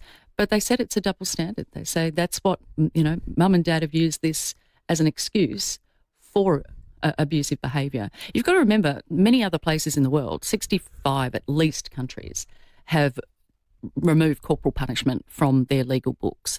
And it hasn't resulted in, high numbers of prosecutions or anything like that. It's just been replaced by, important public education campaigns around what is appropriate in terms of discipline. But yeah, young people and children formed a really big part of this report, and I listened to them. And also under the United Nations, Australia has been in the spotlight because we're one of the few countries that still puts corporal punishment, allows it as part of our, regulatory framework. It seems the conversation's come a long way among people. David mentioned White Ribbon Day and so forth, and awareness is greater, and we talk about these things more. I mean, we spoke with the Police Commissioner historically. He said police once upon a time went, well, this is kind of a personal matter, we're not going to get involved. So that's all progressed a long way. One area that we're consistently shocked by is the manner in which these things are dealt with once they get to the courts. Are we as a society too lenient on the worst exponents of this that fall shy of ending up in a murder? Those that are domestic violence incidents that get to that point. We say we've come so far and yet we still find reasons to put people back into these dangerous situations. I'm not sure if it's necessarily leniency because this is assuming that some of those cases, including the cases, out of which this Royal Commission was born, they don't necessarily have contact with police. So there are a range of areas where certainly the court experience is one that we received universally negative comments about. Right. Whereas with police, for example, people had a mix of experiences, sometimes really great. If you got the officer who really sympathised and helped you, that changed your entire sort of legal and other journey. Obviously, conversely, it could be, a negative experience, but the courts universally negative feedback, and that's because of time delays. It's because of myths that still surround, why didn't you leave? Or in a case of sexual assault, myths around being, drunk or, what you were wearing, et cetera, et cetera. So whether it's those experiences, very, very negative reports, but some people just don't go to police in the first place. So it doesn't even get to that point. So that's a bigger part of the overall issue you're saying is actually reporting, first step intervention. It's less about what happens at the other end. Exactly. And so we've also been talking about, we put people into a sort of a carceral, in a prison environment. What is that doing? The threat of it or even the experience of jail? Is that making the situation better in our state? Well, not necessarily. And we know a lot of people, particularly women and particularly Aboriginal women, won't go forward with a complaint. They will remove their statement because they don't like the prospect of their partners or their family going to jail. And that's quite understandable in terms of Aboriginal communities. So what are we doing to support those families, those individuals who say, we don't want to break up our family, we want the violence to stop? So that's where we need to start looking at proper programs for behavioural change, diversionary programs, but also education from a age-appropriate sort of level when it comes to understanding what constitutes violence. There's 130-odd recommendations in this report. A lot to work through, Nat. We're going to be talking to the Police Commissioner after 8:30. I'm sure he hasn't had time to digest all of it yet, but some of the broad principles that you raise in it will flesh those out with him. Congratulations on your work in this hugely important space, and thanks for joining us in the studio today. Thank you both. All right, we're going to check traffic and come back with more in just a moment. Enjoy your outdoor area all year round with an opening and closing roof, designed, manufactured and installed locally by LuvaHouse. Morning there at Torrens Park, a burst water main, Belair Road near Blythewood Road, South Plimpton, one lane closed, outbound Marion Road at Cross Road. That's due to an overnight restaurant fire. And Morford Vale, Urgent Gasworks, Main South Road near O'Sullivan's Beach Road. Getting busy, South Road, Edwardstown with a camera this morning, the Esplanade at Aldinga Beach. Pay less than Anaconda with the SpinFX Premium 3-person tent, only $79. This Adventure Club exclusive offer ends Sunday. Play more and pay less at Anaconda. Adelaide's most accurate traffic on 5AA. 5AA Mornings with Graham Goodings. Australia's in the grip of a migration crisis. It's one our political leaders seem unwilling or unable to address honestly. The numbers are staggering. In the first 6 months of this year alone, 279,000 migrants arrived. At the current rate, we'll add a population the size of Adelaide in just over 3 years. Graham Goodings. And it's coming at a time when the country is struggling to house the people that are already here. Weekday mornings from 9 on 5AA. Always Adelaide. There was this huge spider. Really silly place for a letterbox. Seriously, there were cows all over the road. At Premier Panel Services, we've heard it all. But the one thing we hear often is, when will my car be ready? In most cases, we can start work straight away, thanks to our state-of-the-art workshop and highly skilled team. Ask your insurance company for Premier Panel Services. With over 45 years' experience, we'll get you back on the road sooner. premierpanel.com.au. It's on now. Wayville Hyundai's demo clearance. Every demo has been priced to clear. That means a huge in-stock range, big savings, and ready to drive away. Change the way you Hyundai at Wayville Hyundai. Visit wayvillehyundai.com.au. There's cold, and then there's Adelaide Oval at 8 p.m. cold. You know the kind, not just the air, it lives in your bones, sneaks under the scarf, down the back of your neck, and somehow you get home and you're still cold. And the old heater, it's making more noise than heat. Well, this winter, give your bones and your home a proper warm-up. Do it with Precise. They're offering $500 off new ducted heating installations. No call-out fees, no surprises, just good, honest service from your local Precise team. They're the ones who get how cold it really gets here. So retire that wheezing old unit with dignity and let Precise bring the heat, because winter isn't waiting and neither should you, with $500 off new ducted heating installs. Call Precise 8152 6740 or visit preciseservices.com.au. Is your outdoor area living up to its potential? If not, speak to LuvaHouse and transform your outdoor area with an opening and closing roof that's ready for next summer. An SA family-owned business, LuvaHouse do everything. Planning, design, council approvals, local manufacturing and installation, so you'll have peace of mind it's done right. Don't wait any longer. Find out more with a free design, measure and quote. Bring your outdoor area to life with LuvaHouse. LuvaHouse.com.au. For those whose pool is the main feature of their yard, Walco offer a special mesh cover to keep debris and leaves out while making your pool area look stunning all through winter. Join the great cover-up and ask Walco about their stylish new mesh pool covers. Walco.com.au. Rosanna Mangiarelli here from 7 News. Join me and Will Goodings for Adelaide's leading news hour, 7 News, tonight at 6 o'clock. It's game on at Hyundai with offers on new and demonstrator models. Visit your participating Hyundai dealer today. David Penberthy and Will Goodings, 5AA Breakfast. We got a Royal Show Family Pass to give away. You can get tickets by booking at theshow.com.au or via the wonderful Drake's Supermarkets who are supporting the show this year. We're asking you about your rite of passage parent moment going to the Women's and Children's Hospital. I had mine the other night. We heard from Sally in the first hour of the program, and Vanessa has called in from Glengarry. Morning, Vanessa. Yes, good morning. What's your memory, Vanessa? Oh, look, I had my 3-year-old used to love eating cashew nuts, and at the time I also had my son who was he was 2, and she had a bit of a dropped part of the nut on the couch, and my son ate part of the cashew, it was probably like a quarter of a cashew, and then developed automatically a reaction to his skin. So as a parent, your heart just kind of drops and you don't know what to do. But I think for me also, always keeping antihistamines as a parent in the cupboard. So I think Did you know he was allergic until at that point? No, so that's how you found out. Wow. that's how we found out, and rushing to the hospital, and they were absolutely amazing. So we had an overnight stay, and ever since then we've been very careful about cashews. So I tell you what, we were watching the ambulance show last night on Channel 9, and they had a family in Adelaide. Their daughter had an egg allergy, and one of their friends gave her a pancake. And dead set, in seconds, this little girl, she's swollen up like a balloon. Luckily, the parents had one of those EpiPens and gave her a quick jab in the leg. That's terrifying, isn't it? Mm. I mean, some people go, "Oh, it didn't happen in my day."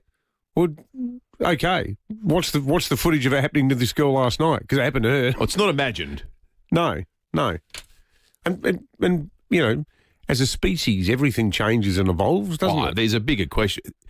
I think when people say it didn't happen in my day, they can both be right and missing the point. I think there's a question about, well, what's in food these days, what's in the environment, what's in the lifestyle that leads to it. It's not necessarily, over officious parenting or some kind of imagined. There's no rort here. Yeah. So it's not like the statistic that, No one's making money out of it. No, that's right. Yeah, got my kid on one of those peanut allergy rackets.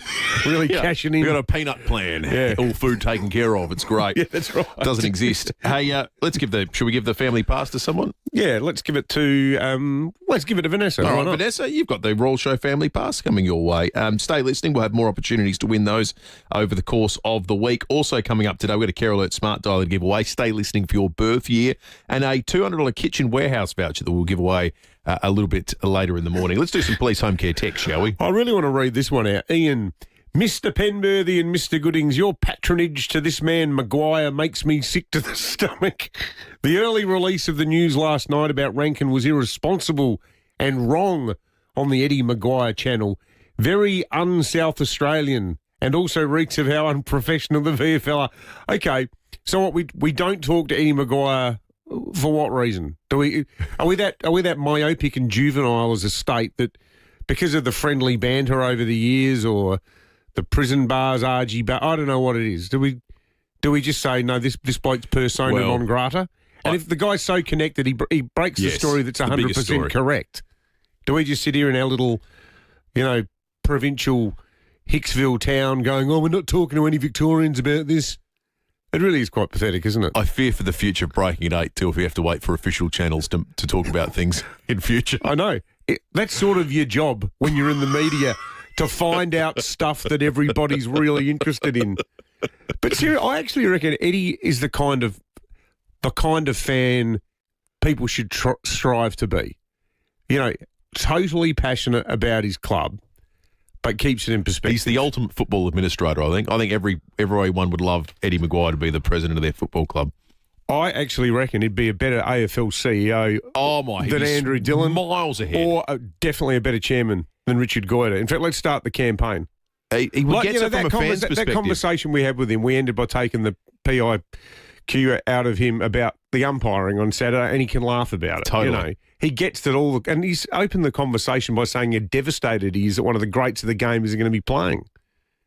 There should be more people like him, not the ones who get so screwed up they can't even talk to opposing fans because they just treat this like it is an absolute life and death event as opposed to a sporting contest. 5AA News is coming up. Sean Fewster will join us shortly. We'll go around the courts in Koshy, not too far away. What's on your bucket list? Cruising around the world? Doing a hot lap around Bathurst? Learning how to play drums? Before you plan a bucket list, plan your will with Donlan Lawyers. A will, power of attorney and advanced care directive speak for you when you can't. It means you and your loved ones will be taken care of. Visit donlanlawyers.com. Put it on your bucket list. Hindmarsh Square, Adelaide and Ocean Street, Victor Harbour. For over 50 years, Gliderol has been manufacturing and installing garage doors for South Australian homes. Spring is almost here, so why not improve the street appeal and value of your most prized possession? Order a new Gliderol door with operator before the end of September and you'll receive 2 extra handsets. Plus, we'll remove your existing door for free. Call Gliderol for a free measure and quote on 1300 799 144 or go to gliderol.com.au. Retail customers only. T's and C's apply. If your air conditioner is more than 15 years old, it's probably working harder than it should and it's probably costing you more than it needs to. REQ Air Conditioning and Energy Systems Solutions, can help you replace it with a newer, more efficient system that uses far less power and keeps your whole home comfortable year-round. REQ Air Conditioning, they don't just install air conditioners, they help people make smarter choices for their homes. They take the time to understand your space and recommend the right system. Modern units from brands like Mitsubishi Electric are quieter, more reliable and cheaper to run. Over time, they pay for themselves in energy savings. For a free in-home quote, search REQ Air Conditioning or visit them this year in a few weeks' time at the Royal Show in the Jubilee Pavilion for the chance to win a 10-kilowatt, fully installed, ducted reverse cycle air conditioning system. Don't have Binge? Now you can save 35% on a Binge Basic annual subscription. That's a whole year of Binge for just $48. Sign up now at binge.com.au/save. Offer ends August 31. Binge.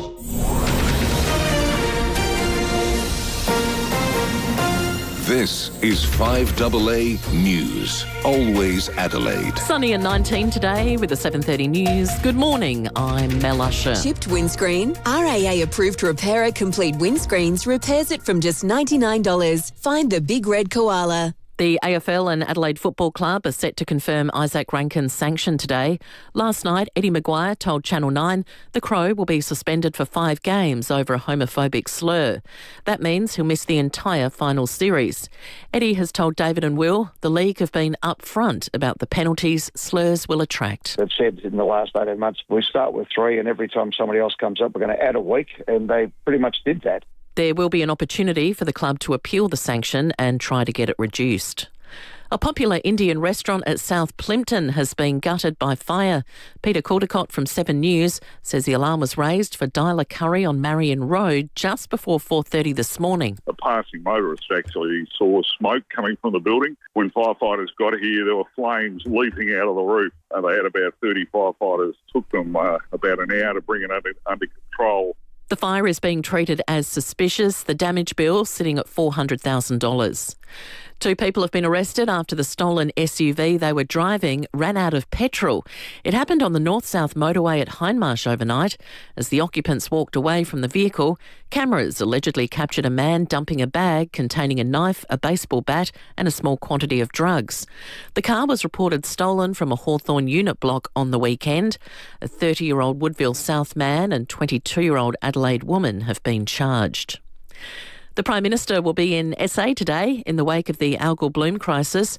Meantime, new space imagery reveals the extent of the crisis. It is now spread across 4,500 square kilometres. Well, the Albanese government says Israel is continuing to isolate itself as it criticises countries who recognise Palestinian statehood. Overnight, Israeli Prime Minister Benjamin Netanyahu used a social media post to claim Anthony Albanese is a weak leader. He went on to say Labor is contributing to anti-Semitism in Australia.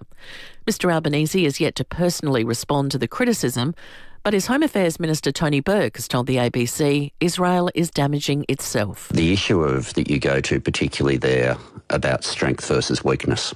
Strength is not measured by how many people you can blow up or how many children you can leave hungry. Coldplay says it won't be retiring the kiss cam at their concerts. Footage of 2 workmates having an affair went viral last month after being captured on the big screen in Boston. But lead singer Chris Martin says it's a great way to meet their fans, so it's staying.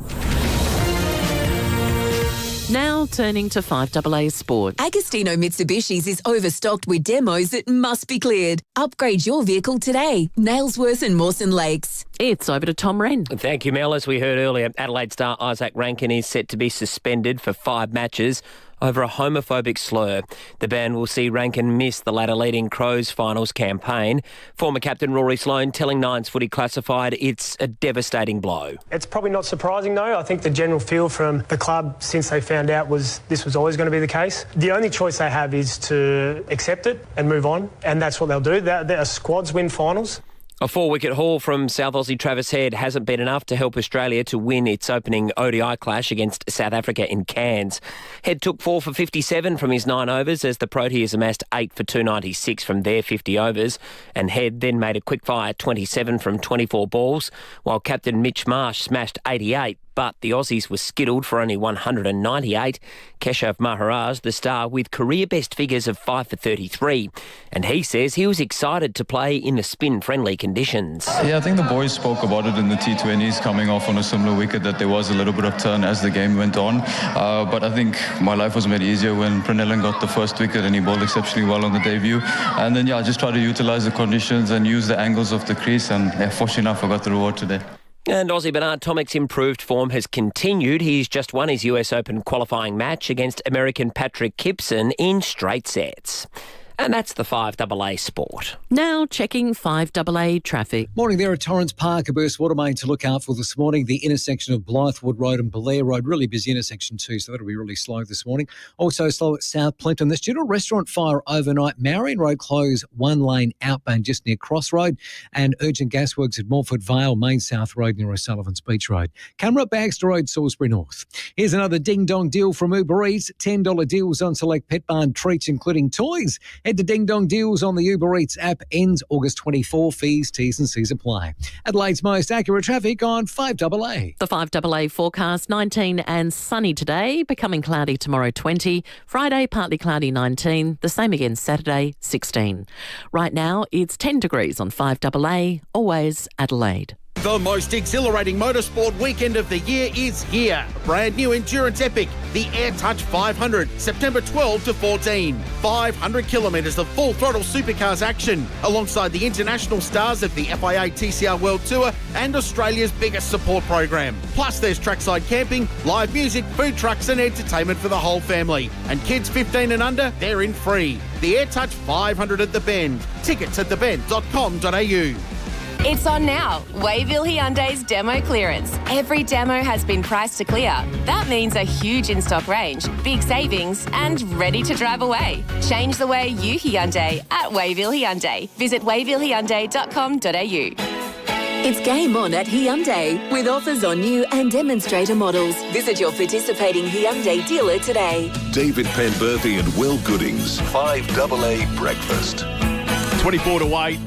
The 5AA spinning wheel is in the studio with us, which means it's time to give away a Care Alert smart dialer. Do I have to do the Yeah, of course. Do the honours, please, sir. Facebook and YouTube live stream. You'll see David spinning the wheel. Each number corresponds to a birth year. If it is yours, you can win yourself this excellent South Australian-made product. The number is 19, which corresponds with the year 1943. 1943. So we're looking for someone who's probably 82, you'd imagine, on the balance of probabilities. Balance of probabilities. Well, what are we, 8 months, nearly 9 months into the year? About that. 1943, 822 38855. First caller through, 1943. Frank Sinatra officially launched his solo career in 1943. Really? He went his own way. What was his big hit? Still one of the best-selling albums of all time. Songs for Swingin' Lovers. I think that's one with I've Got You Under My Skin, Come Fly With Me, all of those brilliant tunes. He started with a bang. You know what's the dumbest idea ever?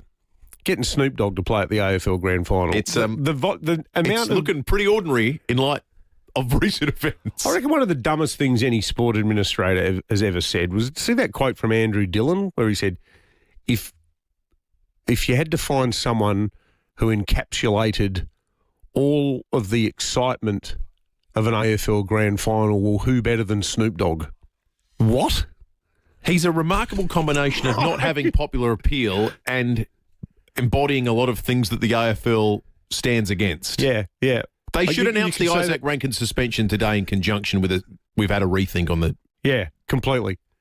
Like, seriously, Snoop Dogg is this stunning combination of being a pretty obscure musician in this country whom most people know nothing about, and now that they've learnt about him, they think he's completely inappropriate. Well, that most people know nothing about, including, I think, the AFL. Yeah, and it is weird that, and this is not to excuse Rankin, because he's got to own it. No. As you he said knew before, what the rules were. One word you can't say. Yeah, 5 other it's his blokes whole said job. You got one Pinnacle job, of his mate. career. Don't say the F word. Know the rules is kind of whether you agree with them or not. There's that. But the exquisite and idiotic contrast between the AFL going out of its way to punish one guy for saying something homophobic and then getting another one on a plane and giving him $2 million with a demonstrated lifelong commitment to misogyny and homophobia and drug use at the same time that they've got this absurd 3 strikes and whatever happens to your drug policy at the AFL. Like, Snoop's whole shtick is bitches, hoes, life in the ghetto, and I'm stoned, and occasionally throw in a couple of F words too and pick on Caitlyn Jenner. And he's flying back to LA with $2 million in his suitcase. Like, it is just so bloody stupid. It is ludicrous. All right, let's go around the courts. It's time to go around the courts with Sean Fewster on 5AA Breakfast. So often when we go around the courts with Sean, it's a matter of trying to tease out how a court will deal with or calculate mitigating circumstances, which brings us to career criminal Frank Perry. Sean, and good morning to you. Good morning, boys. Yes, this is one where I venture to say the Defence Counsel would have you believe it tain't what it seems. Oh, Sean. Knowing what I know about this story, that's terrible. So tell us about Mr. Perry, Sean. Mr. Perry has a 38-year, we'll call it a criminal career. He's been hooked on drugs since he was about 14 and has had many offences over his lifetime that have resulted in suspended sentences and indeed extended prison terms. He's currently in Yatala Labour Prison doing a 7-year stint for importing 3 kilos of drugs from India. Got caught by Australian Border Force. While he's in there, he's having a visit with another person by the name of Kennedy. Trying to find her name here. Yvonne Jade Kennedy. And while Ms. Kennedy is visiting him in prison, the prison guards notice that Perry's got his hands down the front of his pants throughout the entire conversation. So they take him aside and say, "What's in your pants?" And he says nothing. So they take him out the back and strip search him, and he very defiantly takes his underpants off and throws them in a corner. The guards, of course, go and have a look in the underpants, and what they find there is about $100,000 worth of drugs stuffed in the gusset of his undies. Yeah. Crikey. Now, but he says, Sean, that this has nothing to do with his lifetime of offending. That's right. He's got a very good excuse for this. He says that, well, look, I'm in prison. I've developed a whole heap of health conditions, no doubt as a result of consistent drug use since the age of 14. This is a man, in his 50s now. I have to rely on an oxygen tank all the time. I'm basically wheelchair bound, which makes me a very easy target for inmates who want to have someone else do their dirty work. So I had no choice if I wanted to survive, if I didn't want to get beaten up, if I wanted to keep what relatively little health I have. I had to do the old undies drive, and not the undies drive you boys do every year, but a very different kind of undies drive, and bring all these drugs in via the most intimate of smuggling places that one can find without going internal. Oh, dear. Crikey. So what's going to happen to him? Well, this wasn't just small drugs as well, guys. The important thing to remember here is these are Burapone strips, and we've talked about these on the show before. They're also known sometimes as, conflated with Suboxone or oranges. It's the thing that you give somebody to get off methadone, and they're very popular in prison because they take you away in a dreamlike state, and it's an easier way to spend your time because it basically blanks you out for a longer period of time. Very important drug in terms of getting people off the gear, but used like this, it becomes recreational in prison. So they go for a lot of money inside and are traded in currency far more than cigarettes and things that we're used to when we think about prison. So he's before the court, he's making this excuse, he's saying, please don't give me a crushing sentence because I'm already serving a prison term. The law says that you have to add on to that prison term, and my life expectancy is now good, but my life quality is not great because the thing that was killing me, that was leaving me on my deathbed when I agreed to do this under duress, is now rectified by surgery, but it's done nothing to actually ease my pain or my breathing or my issues. All it's done is given me a longer period of time to live. So I'd really like to actually get out of prison and have some kind of quality of life before I eventually kick off. Hey, Sean, I know in part of your reporting on this, his defence have said that he was under threat from fellow inmates. In your experience, I imagine this is probably a fairly common occurrence when it comes to cases involving the distribution of drugs, smuggling of drugs and so forth, that some people did it because, well, if they didn't, they were going to be hurt, bashed, killed, whatever it might well be. How does a court evaluate that? Do they factor it in at all? Does it mitigate at all? And how do you prove that that was the case? Proof is a very interesting question because a lot of people are prepared to say things like that, but very few are prepared to go on the record and say who it was for obvious reasons. You're living in a closed system. There's no way that if you turn names and say, David Penberthy forced me to do this, that you can be guaranteed you're going to be safe from the aforementioned Mr. Pembo in the big house while you're in there. And again, if you're in a wheelchair on oxygen, it's not like you can get away very fast if somebody decides to come have a grievance with you. In terms of mitigation, it really does depend on the circumstance. Some judges are prepared to accept it and are willing and able to take into account the fact that they're just going to have this allegation basically lobbed on the table and there's never going to be proof beyond a reasonable doubt of it. Sometimes prosecutors will agree with it or simply say, we make no submission, in which case it's up to the judge to give it as much weight as he wants. Sometimes you'll have prosecutors say, no, look, if you want to claim this, you do need to name names. Otherwise, they're not going to agree with you that this is a mitigatory circumstance.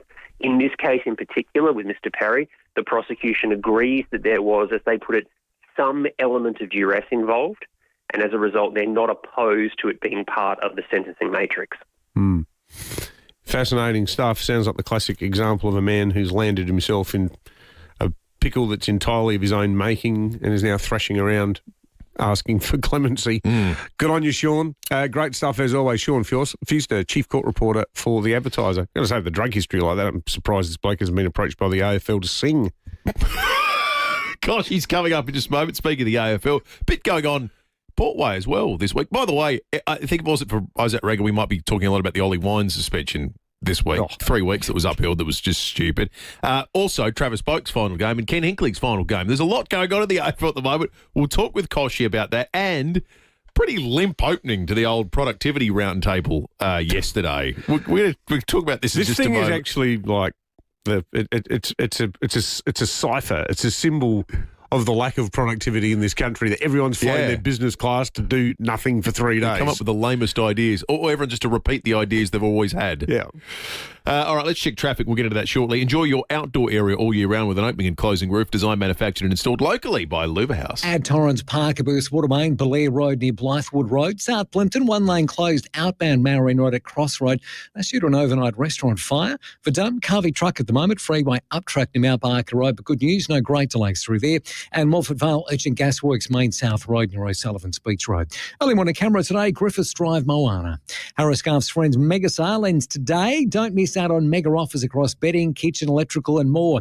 Harris Scarf, great brands, great prices. Adelaide's most accurate traffic on 5AA.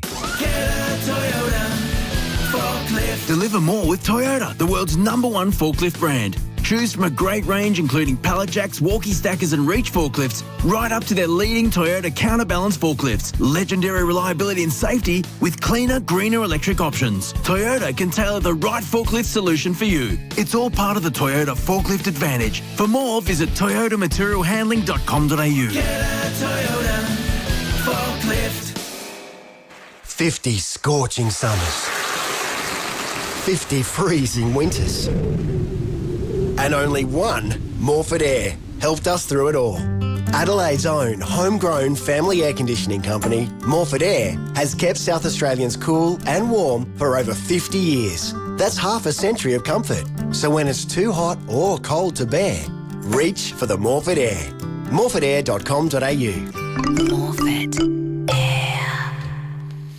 Living on a big block in an older home that's seen better days, maybe just picked up a fixer-upper on a generous slice of land. Well, Metro Homes SA, Adelaide's custom-designed builder, has a clever solution. That's right. They'll knock down the old place and build 2 brand new homes on the block. You sell one, move where you want, and keep the other as an investment. It's downsizing and building your future all in one smart move. And the best part, Metro takes care of the whole lot. Design planning, council approvals, the works. They make it easy. And that's because they've done it all before. That's right. If you're ready to unlock the potential in your property without the stress, go Metro. Visit metrohomesa.com.au. If you need to fix your pipes, call Precise. Call Precise. If your toilet's blocking up, call Precise. Call Precise. If your lights aren't turning on or your hot water is gone or a plumber or an electrician, call Precise. Precise Plumbing and Electrical. Call 1300 700 200. That's 1300 700 200. Precise Plumbing and Electrical. On time, on budget, on the job. Or a plumber or an electrician, call Precise. Hi, Daniel Talia here, General Manager of Home. That's HAUME. Put simply, we buy homes. If you've received a letter from us in your mailbox, don't throw it away. You may be throwing away a golden opportunity to sell your home at market value. With zero effort, advertising fees or commissions, you'll save thousands of dollars. If you've received a letter from us, it means we're serious about buying your home. For more info, visit home.com.au. That's HAUME.com.au. 5AA Breakfast is streaming live right now. To watch, simply head to 5AA on Facebook or YouTube. It's game on at Hyundai with offers on new and demonstrator models. Visit your participating Hyundai dealer today. David Penberthy and Will Goodings, 5AA Breakfast. 10 minutes to 8, 1943 marked a significant moment in World War II. The Battle of Stalingrad took place in 1943, a changing of the tide in the war in Eastern Europe. It also is the year that Colleen in West Lakes was born, which means Colleen has won the Care Alert Smart Dial this morning. You ever read the book by a brilliant historian called Anthony Beevor? He wrote Stalingrad and he wrote Berlin. So the turning point of World War II, and then the climax in 1945 in Berlin. Two of the best books you'll ever read, because they're not, a lot of history books are dusty and dry. This one, you actually feel like you're in Berlin going, my God, wow, they're surrounded. They're wild books. Anyway, congratulations to Colleen. On you, Colleen. Colleen, you've got the Care Alert Smart Dialer. Book corner. You could use your home care package to buy Care Radios for Care Alert for free. Visit carealert.com.au. Colleen's birth came in just behind the Battle of Stalingrad for biggest stories of 1943. And they could never tear us apart. David Kosh on 5AA Breakfast. If you're ranking the biggest stories in footy this week in South Australia, there's a few to pick from. Certainly a couple involving the Port Adelaide Football Club, and David Kosh joins us on 5AA Breakfast. Compare the Market Economic Director, Port Adelaide Football Club. Boss Koshy, good morning to you. Good morning, gents. Hey, big week in the history of the Port Adelaide Football Club with Ken's departure. I think we've seen a lot of his humanity at his last few press conferences, Dave, and the one yesterday was terrific. He's really let his guard down now.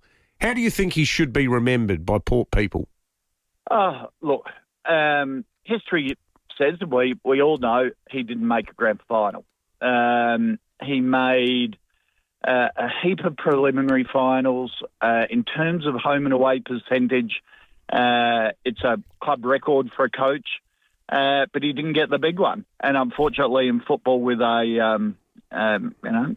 you're a performance industry. That's the one thing he didn't achieve. But as consistency and winning, he was better than most other coaches, and up there at the highest level, and particularly at our club as well. So, and also, let's not forget all those years ago when we were on the bones of our backside, pretty dark times. Gerard Whateley called us the carcass on the AFL landscape. And King came in as coach, and I'll never forget the press conference where he was asked, "Are you the last man standing, wanting this job?" And he said, "No, I'm the right man standing." And I think he went on to prove that. With Ken and Travis both going, Kosh, it really does feel like the end of an era, doesn't it, of the Port Adelaide Football Club? Look, every club goes through those stages, and it is an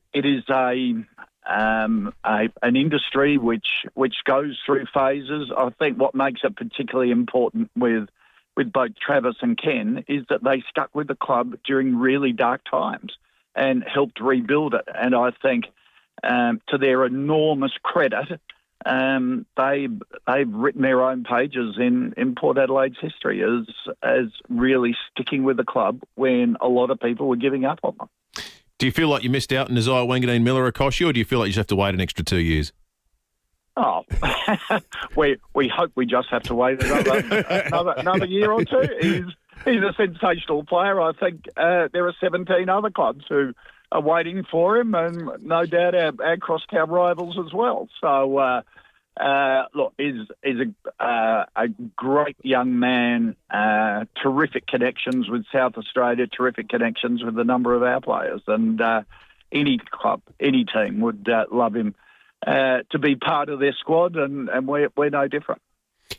Kosh, you went through the same issue over homophobia that the Crows are dealing with now with Jeremy Finlayson, and he took his cuts for what he said. Ranken is going to have to do the same for what he said. Going forward, do you think there needs to be some more of a streamlined approach around how all of this is managed by the AFL? Look, I think it's pretty clear. We all know that it can't be part of our game. We all know, and we didn't challenge that verdict back then on Jeremy, and no club has since. I think we know it can't be part of the game. We've got to get better. We support the players involved, obviously, but we learn from it and keep going through. And the AFL, I think, have been pretty clear in their stance on this, and it's the sanctions that they're going to hand out. I think it's pretty clear what's going on, and I don't think you can differentiate between home and away at finals and things like that. You know, it's just got to stick. Does Snoop Dogg muddle the message a bit about respect and homophobia and misogyny and so forth? Look, I'm not a massive Snoop Dogg fan for a number of reasons, but I think we have to be cognizant of people that we have associated with the game and make sure they reflect the values that we're trying to aspire to as a club. Hey, Kosh, before we let you go, interested in your thoughts on day one of the economic roundtable. The reviews are in, and if it was a movie, it wouldn't make it past into the second week. The advertisers' quotes on this are quite something. I just want to read a couple out. One person described their session as having no real back and forth or challenging of ideas. Noted many of the issues raised were ongoing problems already known to government. Another participant said the day's debate had been largely uneventful, and the one idea to come out seemed to be taxing businesses to fund training programs. Is this thing a fizzer already? It hasn't got off to a glorious start, you wouldn't say. There are just so many issues that they could be tackling that would make an enormous difference. I was disappointed in the first day. I thought it'd be a fair bit more structured than that, and I think it should have been moderated to be a generation of ideas rather than everyone just a gab fest. Everyone had their say, no one be challenged, and then the next person has their say, no one will be challenged. And you can read the script now, and the epilogue is that it went away, we'll take all the thoughts on board, we'll report back, they'll come back with a couple of recommendations and nothing will be done about it. And once again, we have another talk fest. Here's a Labor government with basically a record majority. So unless they stuff up really badly, they're in for 6 years. They can, and in the first part of that 6 years, they could make significant structural change to the economy, just like Paul Keating did. And after the first day, it seems as though it could be wasted. Good stuff, Dave, and good luck for the send-off for both Ken and Travis Boak on the weekend. Hopefully you get a bumper crowd to farewell the pair of them. David Koch, Port Club President, and also Compare the Market Economic Director. Hi, Bronte Manuel from Toop and Toop. Now more than ever, you need an agent who's not just out for a quick sale. You need someone who can stand their ground to ensure you're maximising your home's potential. There's a good reason Toop and Toop is defying market trends and continuing to deliver premium outcomes for its clients. With a history spanning over 40 years and a team of unrivalled experience, Toop and Toop knows what it takes to maximise your results in any selling conditions. Visit toop.com.au to find out more. We all have that need to connect, to know what's going on. Well, that's where we come in. We connect people with people. Join Will Goodings and Rosanna Mangiarelli for 7 News at 6. Connecting Adelaide, connecting Australia. Connecting you. Life's a journey. As you grow older, every step should bring you more of what you want. And at ECH, they understand that. As one of SA's largest retirement living and home care providers, ECH offers more in every sense. More help at home, more support with your health, or the perfect new home to downsize to. ECH won't tell you where you should be, but they'll always support you to get more out of life. Visit ech.asn.au or call ECH today. Introducing The Caliente by Beechwood Homes. A multi-level masterpiece of design, innovation and style. Inspired by the effortless glamour of Palm Springs in California, it's bathed in natural light through clever architectural design. At its heart, a stunning 6-metre island bench anchors a kitchen that's as beautiful as it is functional. The Caliente is open for viewing at 10 Simon Crescent, Craigburn Farm, Saturdays and Sundays 1 to 4:30pm. Life's good. It's even better in a Beechwood home. Hi, Brett Ibbott here for Mawson Lakes Mazda. OK, the end of financial year might be done and dusted, but at Mawson Lakes Mazda, the deals aren't. All makes, models and colours are being cleared, no exceptions. And there's a huge range of low-K demos all ready for immediate delivery. Plus, you'll get free on roads, free stamp duty, free 12 months rego and $500 worth of accessories. Mawson Lakes Mazda, Salisbury Highway, T's and C's apply. Up-to-the-minute news for South Australia. This is 5AA News. Always Adelaide. Sunny and 19 today with the 8 o'clock news. Good morning, I'm Mel Usher. Make RAA-approved windscreen repairer, Complete Windscreens, your insurer repairer of choice. Visit completewindscreens.com.au. The lengthy investigation into the Isaac Ranken slur has concluded with a 5-game ban. That's what Eddie Maguire told Channel 9 last night. The AFL and Adelaide Football Club are set to confirm the sanction today. Eddie has told David and Will plans are underway to introduce benchmark bans for slurs. My understanding is next year they're actually going to have a hard and fast matrix for these types of situations, so that if you're found guilty or you self-report, that's what you're going to get. So I think they're going to make it clearer. Dyla Curry, an Indian restaurant at South Plympton, has been destroyed by fire. A passerby on Marion Road raised the alarm around 4:30 this morning. Peter Caldecott from 7 News says over a dozen people worked at Dyla Curry. The restaurant has been totally gutted, and it's a family-owned business. They own 2 more in Adelaide. There's about 14 workers that work here, and the families are absolutely devastated. The $400,000 blaze is being treated as suspicious. Be on the lookout for dodgy money. There have been multiple reports of counterfeit $50 notes being used between August the 1st and 18th. They've been used to purchase various items at service stations, fast food restaurants and hotels. The notes are thicker in texture and can appear darker in colour. Police are urging business owners and retail staff to take a little extra time to check the notes during transactions. Boosting housing supply and artificial intelligence are among the key items on the agenda as the economic roundtable continues. Business and union leaders are gathered in Canberra for the 3-day event. The aim is to come up with ideas to grow the economy at a time of global uncertainty. In opening remarks, Treasurer Jim Chalmers says he's expecting another busy day ahead. First day was about resilience. Today is about productivity. Tomorrow, more fundamentally about the budget. But we all know that those 3 things are very tightly linked. And productivity really sits at the core of so much of what we're trying to achieve. The White House says plans for a meeting between Putin and Zelensky are underway, with the Ukrainian leader hailing his talks with Donald Trump as truly significant. Lauren Tomasi reports. If the pair meet, it would be a huge step forward in the push for peace, but the devil is in the details, and the Kremlin has not yet confirmed that the Russian leader is prepared to meet in a bilateral format. Donald Trump, though, says Putin agreed to the talks during a 40-minute phone call made by Trump in the midst of his conversations with European leaders.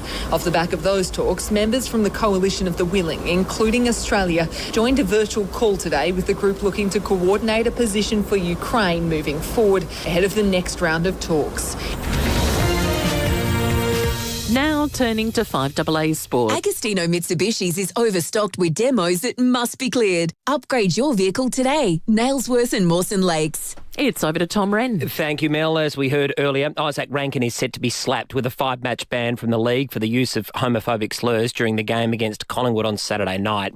The Crows, though, do have 24 hours to appeal the decision and argue it's manifestly unfair, which means the saga could drag into tomorrow.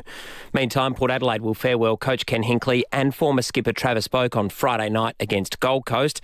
Chairman David Koch telling David and Will Hinkley's contribution to the club has been enormous. That's the one thing he didn't achieve, but as consistency and winning, he was better than most other coaches and up there with at the highest level and particularly at our club as well. Let's go to cricket. Australia's been humbled in the first one-dayer against South Africa in Cairns by 98 runs. The visitors smashed 296. South Aussie Travis Head, the pick of the bowlers, with 4 wickets. In reply, only Mitch Marsh contributed with the bat meaningfully with 88. Australia bowled out for 198. Matilda's star Mary Fowler has the boots back on just 4 months after surgery on a devastating knee injury. Fowler ruptured her ACL during Manchester City's FA Cup semi-final in April. Pictures of her running Spurs hopes she'll be fit for the Asian Cup on home soil next year. And Bernard Tomic has won his US Open qualifying match in straight sets as he continues to show improving form. And that's the 5AA Sport. Now checking 5AA traffic. Morning there. Got a car and truck smash this morning on the freeway at Verdun near the Verdun exit. Big delays outbound through there. Delays this morning too at South Plimpton. That's from a restaurant fire overnight. Marion Road's got a lane out of action just near the Crossroad intersection. And a burst water main at Torrens Park at the Blythewood and Belair Road intersections. Super slow through there at the moment. Camera, Andrews Road, Andrews Farm. Amy's helping Aussie drivers with stats on road safety. Search Amy Crash Index. Data source is AAI Limited Motor Insurance claims nationally 1/2/24 to 28/2/25. Adelaide's most accurate traffic on 5AA. The 5AA weather, sunny for your Wednesday with a top of 19, becoming cloudy tomorrow 20, Friday partly cloudy 19, Saturday 16. Right now it's 12 degrees on 5AA, always Adelaide. The news and issues that matter to South Australia. Always Adelaide. This is 5AA. It's game on at Hyundai with offers on new and demonstrator models. Visit your participating Hyundai dealer today. David Penberthy and Will Goodings. 5AA Breakfast.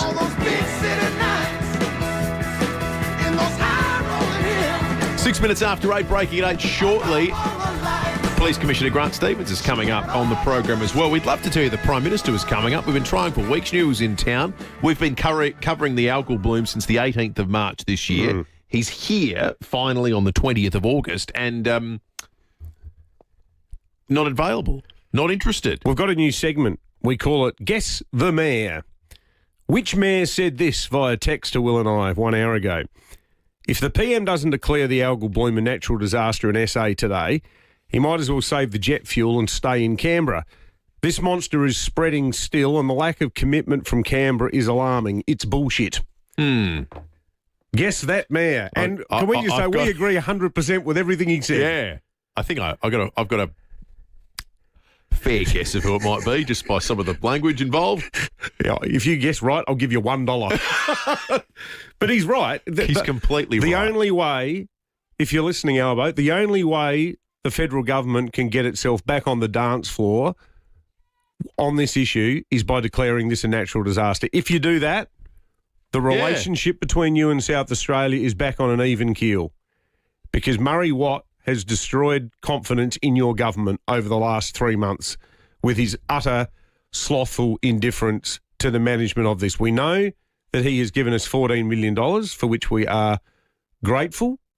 But beyond that, the dissembling about the warnings he had in advance, the reaction from him to the marine scientists, both with their requests for research money and even a simple meeting, his initial refusal to come to the state, his dissembling about whether the bloom is actually in state or Commonwealth waters, his obstinance about the fact that it's not a natural disaster when other things like cyclones in his home state of Queensland are automatically declared natural disasters. We do not know what the difference is. And The fact that he's been clearly dragged kicking and screaming even to come to our state has been appalling. Well, they need to understand that the not calling a natural disaster, despite what they think of the legislative confines of that definition, which, by the way, they are the chief legislator. They have control of the parliament. They can change whatever the hell they want. It's the equivalent to South Australians of hearing someone fly into a bushfire and say this is no big deal. Correct. That's what we hear when you come in. And as you say, if he comes to South Australia with no money and no desire to call it a natural disaster, he's just Murray Watt in higher office. Yeah, he's Delulu with no Salulu. It's time for break, g'day. We don't need to remind people about the quagmire the Adelaide City Council got itself into when it emerged that a whole bunch of people who've been in the country for several minutes, none of whom could speak English, were being handed forms. Well, some of them might have been able to, that's sort of by the by, encouraging them to vote for certain candidates at the Adelaide City Council elections. The entire central ward was declared null and void, and even today we're still waiting to have elections to re-elect the candidates from that part of the CBD on account of what were declared to be tainted votes. Well, the Minister for Local Government has decided to act on this. We've got Joe Sockash on the line now. Minister, good morning. What are the changes that the state government is going to introduce? Morning, David. Look, it is correct to say that we've been watching on with some concern about some of the practices that have been undertaken through the most recent Adelaide City Council election, and the court have really been quite definitive in their acknowledgement that not only were there illegal practices, but the nature of the elections and the pool of people who could vote led to a concerning degree of potential exploitation. So what we're proposing to do, and we'll be introducing legislation on this, is to bring local council elections in line with state and federal elections, and that is to exercise a vote. To be able to vote, to be eligible to vote, you must be an Australian citizen. And, this isn't something that we've done lightly. It's certainly something that I don't do lightly. I recognise the sanctity of which we provide people the privilege of voting in Australia. My dad arrived here as a refugee. The first time that he could ever vote anywhere in the world in his life was when he became an Australian citizen. But the absolute central tenet of our democracy here is people's trust in a fair and free election. And we're really committed, and I'm really committed to ensuring that our system not only is delivering that, but gives people the confidence that it's delivering that. So this will apply at local government elections. Do you have power to apply it to state and federal elections as well? Yes, it already applies to state and federal elections. Right, of course, yeah, that's right. Because it's an outlier, isn't it, local government on this issue? Yeah. It is, and this has been something that we have obviously been contemplating, and now we've made this decision to introduce this legislation, as well as a suite of other important reforms that opens the accessibility for council elections, that brings more people, hopefully, to be able to exercise their democratic right, and frankly gives the local government sector a bit of a leg up to try and restore some of the confidence with their community to ensure that people are fully participating. But will that also include looking at compulsory voting? It won't. It doesn't. David, no. It's not something that our government has closed off consideration for in the future. But the decision that we've taken is that there are important reforms, including citizenship, including the banning of core flutes. We are proposing to mandate the holding of public candidate forums in local government elections. Compulsory voting is a big step. What I want to see is the citizenship, or the mandating of citizenship, to be fully implemented. I want to see the local government sector really get out on the ground, build the case with their communities to see their own efforts to increase participation. But it's certainly, from a compulsory voting perspective, not something that I'm closed-minded to in the future. But at this stage, we're not going to proceed with that. Yeah, because it was your predecessor, Jeff Brock, who got the discussion paper going with the caveat that the government didn't have a position either way. I was more interested in talking about it, but it sounds like it's on the back burner for now.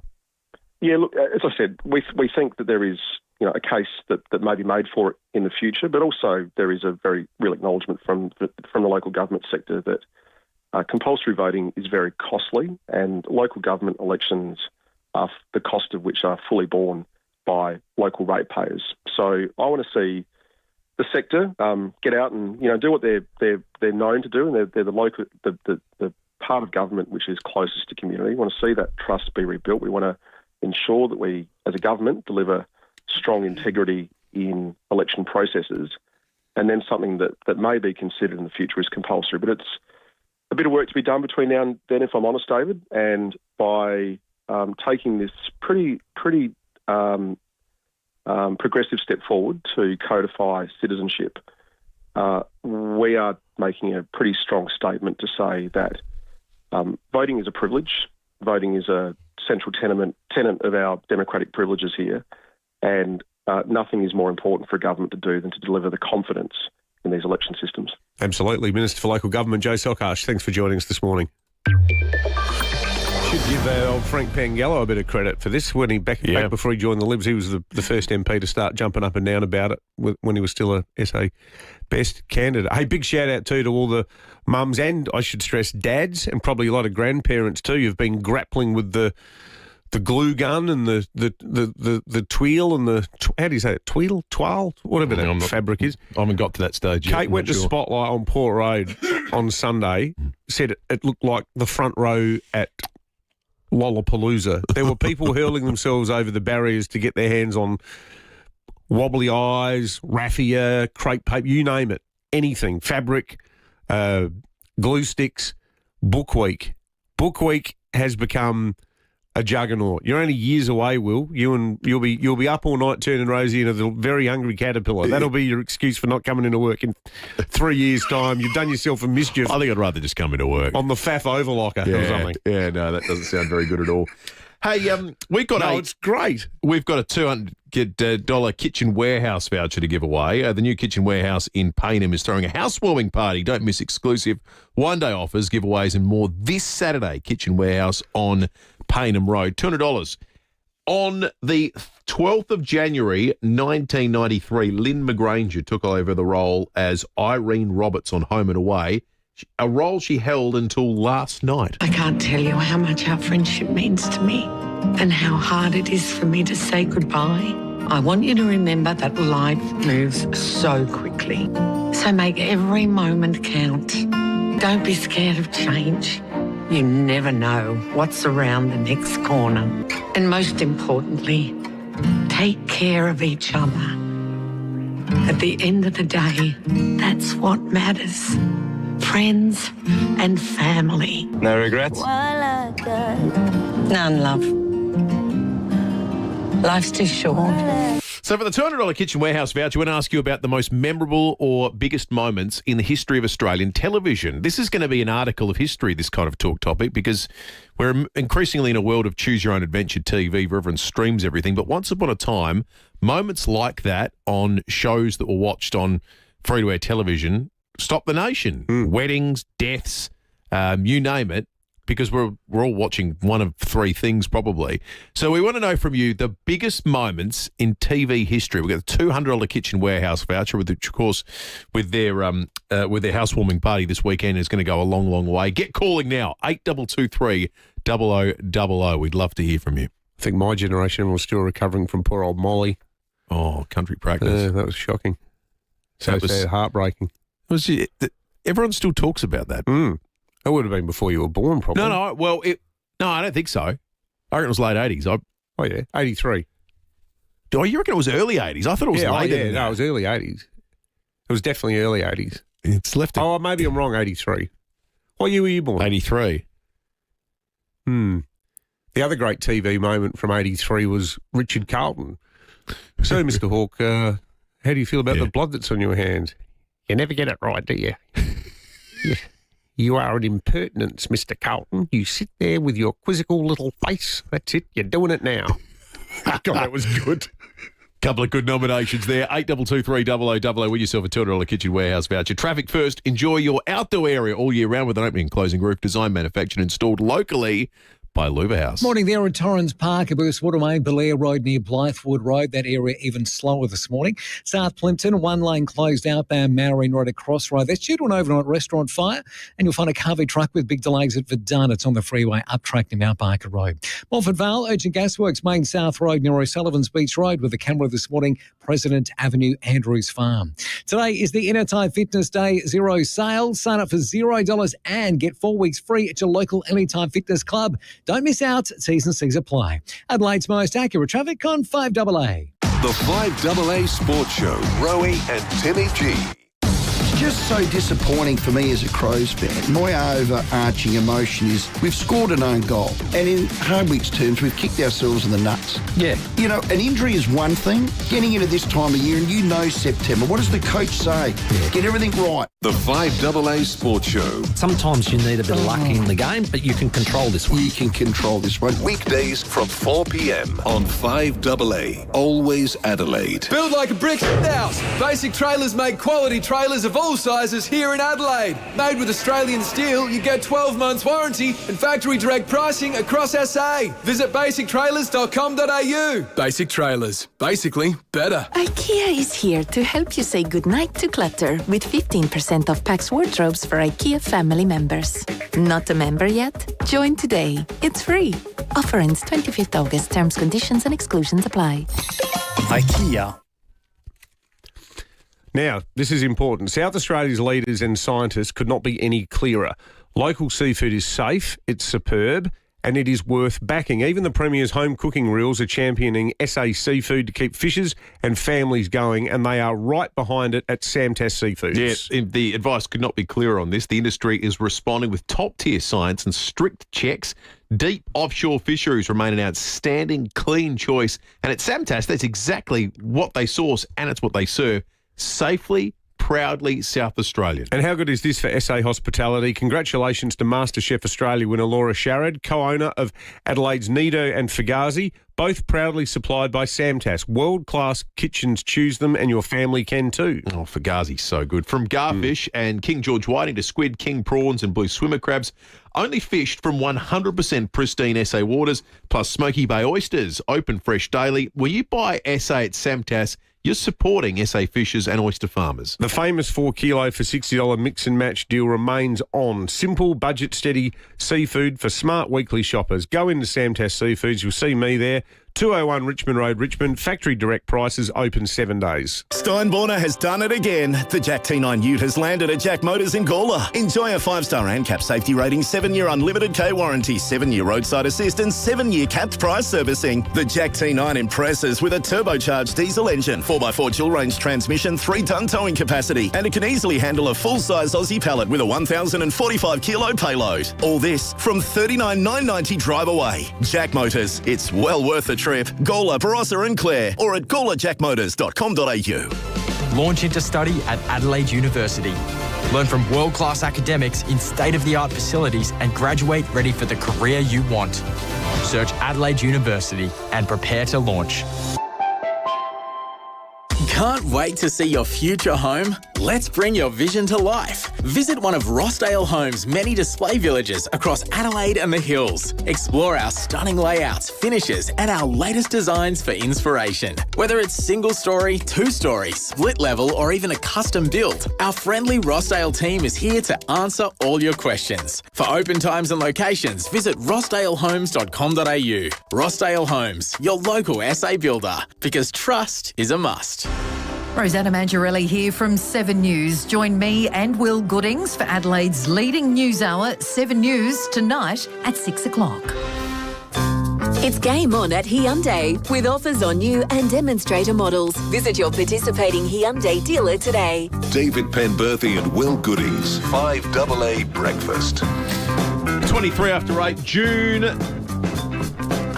5th, 1985, officially was when Molly Jones died on a country practice. We're talking about the biggest moments in Australian TV history for the $200 kitchen warehouse voucher this morning. Jason in Hindmarsh, good morning to you. You've got one for us. Good morning. It's not Australian, but it did affect us growing up in Australia. It's from Dallas, and the question is, Pembo, who shot JR? Oh, of course. You know, I can remember that being the question, Jason. I can't remember the answer to it, though. It was Maggie Simpson, wasn't it? Well, that's right. In the Simpsons version, it was. But no, you're right, Jace. A lot of people have texted in saying that it was JR. A lot of people said Molly when she died from leukemia as well. The other one, a lot of people said the moon landing was one of the great galvanising television moments. I like this one from Sue and Christie's Beach.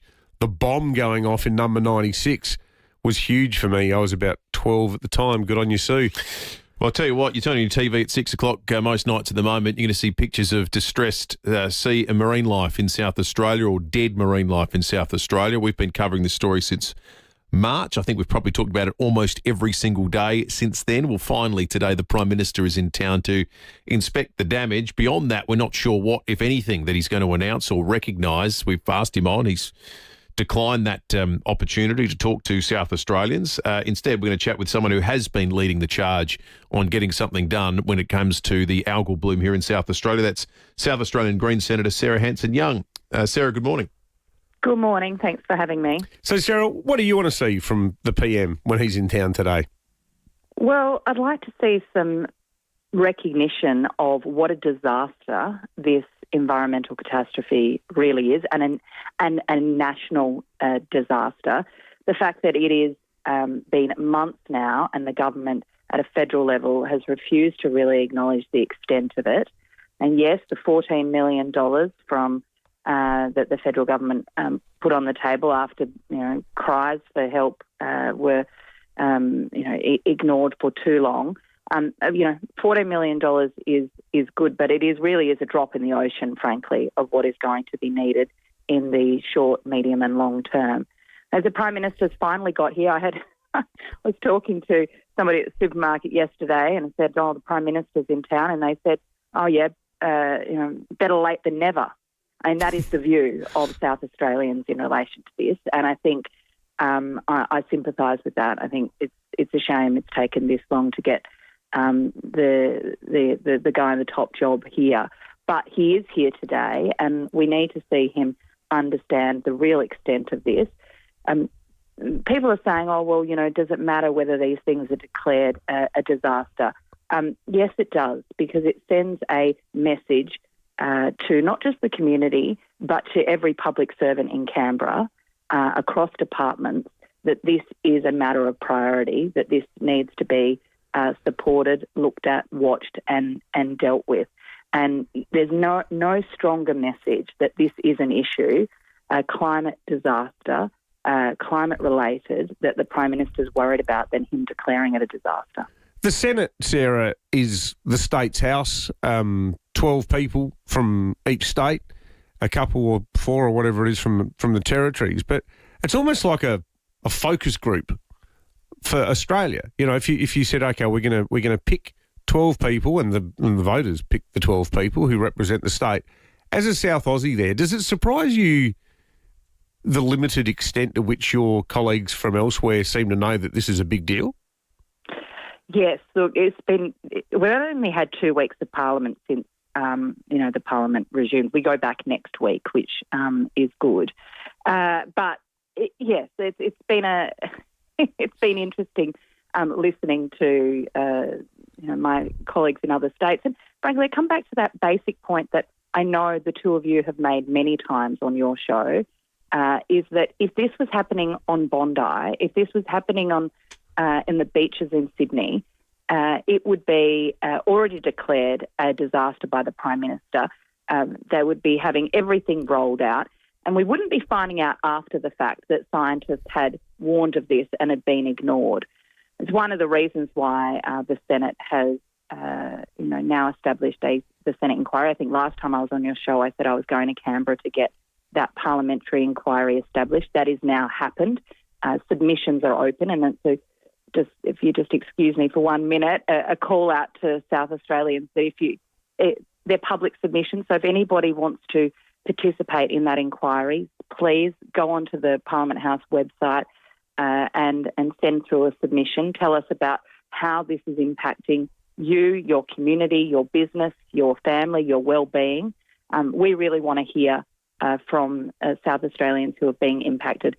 And I'm the chair of that committee, and I'll be bringing the committee to Adelaide in 3 weeks' time for public hearings, and I look forward to talking to South Australians directly about it. We'll get you on again when that happens, because this is something that has been a big grassroots event where a lot of the stuff has been done by retirees, people who live in coastal communities and suburbs who are down there documenting the toll of the bloom itself. It's been a hugely important part of it. I reckon some of our listeners would like to get involved. Sarah Hanson-Young, Green Senator, thank you for joining us.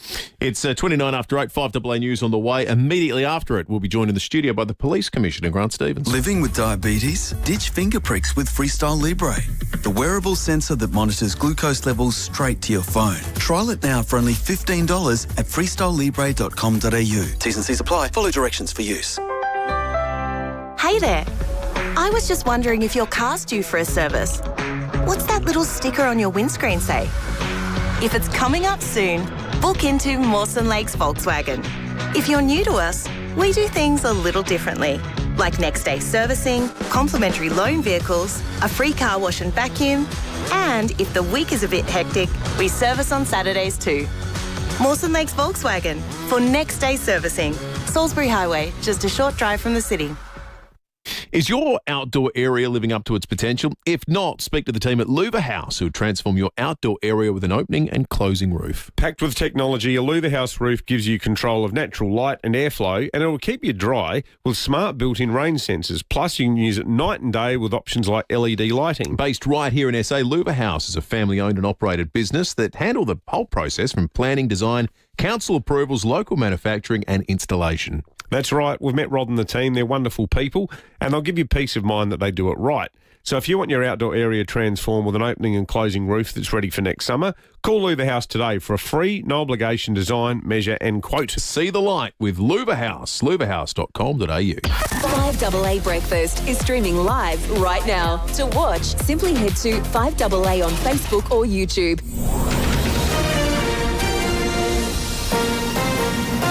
This is 5AA News. Always Adelaide. Sunny and 19 today with the 8:30 news. I'm Mel Usher. For the best price, quality and same-day service, trust Complete Windscreens. RAA approved, Main North Road, Prospect. Isaac Ranken is set to miss 5 weeks, which would include a grand final if the Crows go all the way over a homophobic slur. Eddie Maguire reported the sanction on Channel 9 last night, with confirmation set to come today. He's told David and Will if the club appeals, it goes right to the top. They have to prove that it's manifestly unjust. That's pretty much the only thing, because it's not an AFL tribunal. Procedure on this is that it goes to the Integrity Department. So it goes to Stephen Mead, as the Senior Counsel of the AFL. He collates all the evidence, puts it all together, and I presume makes a recommendation to Andrew Dillon. So it goes to Andrew Dillon. An Indian restaurant on Marion Road at South Plympton has been destroyed by fire. Senior Constable Liam Bennett says the MFS were called to dial a curry just before 4:30 this morning. On arrival, they found a restaurant fully engulfed by fire, and despite the best efforts of fire crews, the building was destroyed. Now, fortunately, no one was inside the restaurant at the time and no injuries were reported from the scene. The damage bill has been put at $400,000. A stolen SUV has been found and arrests made after it ran out of petrol on the north-south motorway. It happened at Highmarsh overnight. As the occupants walked away from the vehicle, cameras allegedly captured a man dumping a bag containing a knife, a baseball bat and small quantity of drugs. The car was reported stolen from Hawthorn on the weekend. A 30-year-old man and 22-year-old woman will face court on a string of charges. Increasing security at airports is in the spotlight. A 17-year-old armed with a shotgun allegedly tried to storm a Jetstar flight with 160 passengers on board at Avalon in Victoria back in March. Officials say it was Australia's most serious aviation security threat in nearly a decade, but airports have been told to cover the cost of any upgrades themselves. The Australian is reporting that Home Affairs offered to arrange private security companies to present options to harden perimeter security at airports, but will not help with the funding. The Australian Psychological Society is warning business is rushing to integrate AI at the cost of workers' mental health. The body is urging the federal government to work alongside businesses to build a framework to protect staff. Chief Executive Zena Burgess says workers need to adapt with the technology, not feel they're being replaced. It's really a grey space for people at the moment, and we're really keen to ensure that people feel secure, informed and valued as the workplace adapts to using these new technologies. Now turning to 5AA Sport. Agostino Mitsubishi's is overstocked with demos that must be cleared. Upgrade your vehicle today. Nailsworth and Mawson Lakes. Here's Tom Wren. Thank you, Mel. The AFL is today expected to hand down its penalty for Isaac Ranken over an alleged homophobic slur. Ranken, who is in all-Australian form for Adelaide, faces a ban which is likely to see him miss the finals. Recently retired Carlton great Sam Docherty says, though, the Crows can still win the flag without him. Isaac's a very, very important player to what they do and very talented and a match winner, which you need in finals. But I don't think it completely dints their hopes of winning the flag. It definitely hurts them taking one of the big chess pieces off the table, but I'm pretty bullish on the way they've been playing this year. Meantime, Port Adelaide has failed in its bid to overturn a three-match ban handed down to star midfielder Ollie Wines. It means the Brownlow medalist will miss the final match of the season and farewell game to Travis Boak and Ken Hinkley. To cricket, Australia's lost the opening one-dayer against South Africa in Cairns, going down by 98 runs. Game 2 of the three-match series will be played on Friday. To soccer, Wellington Phoenix has lost to Victorian NPL club Heidelberg United 4-0 in the Australia Cup. It means the semi-professional club is now into the semi-finals of that competition. Bernard Tomic has won his opening match at the US Open qualifying, defeating Patrick Cubson in straight sets. Fellow Aussies Jason Kubler, Olivia Gadecki and Lizette Cabrera are among the other winners, but Alex Bolt and Daria Saville both lost. And Racing Victoria has confirmed next year's Cox Plate will be run at the Flemington Racecourse. The Premier Weight for Age Championship has been moved due to a major redevelopment of Moonee Valley. And that's the 5AA Sport. Now checking 5AA traffic. Morning there at Torrens Park, Burst Watermain, Belair Road near Blythewood Road. South Plimpton, one lane closed outbound, Marion Road at Crossroad. That's due to an overnight restaurant fire. And Verdun delays clearing from Nelia Carvey Truck Freeway up track near Mount Barker Road. Slow going for works, Tea Tree Gully, North East Road near Elizabeth Street with a camera Cherry Gardens Road, Cherry Gardens this morning.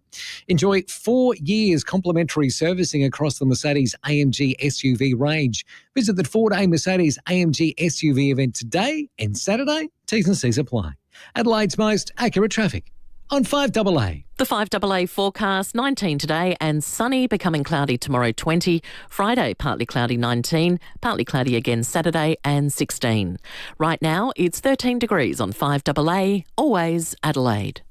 Go Vita, your local health food shops. With 40 years health and wellness experience and over 300 natural health practitioners specialising in you. Hi, I'm Wayne from Go Vita Mount Barker. Breathe easy with Nutrivital, sinus congestion and horseradish. Traditionally used in Ayurvedic medicines to ease hay fever and in Western herbal medicines to relieve common cold symptoms. Save 40% while stocks last. Always read the label and follow directions for use. Go Vita, Colonnades, Fairview Green, Marion, Mount Barker, Semaphore and Tanunda.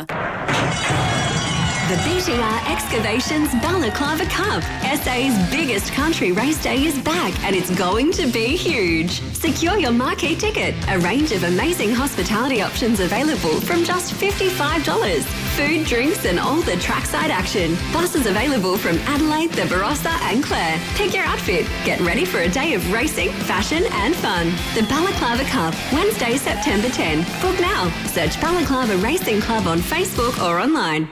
Recapture your sense of adventure today in the award-winning RAV4 at the new Jarvis Toyota Brighton Road, Somerton Park.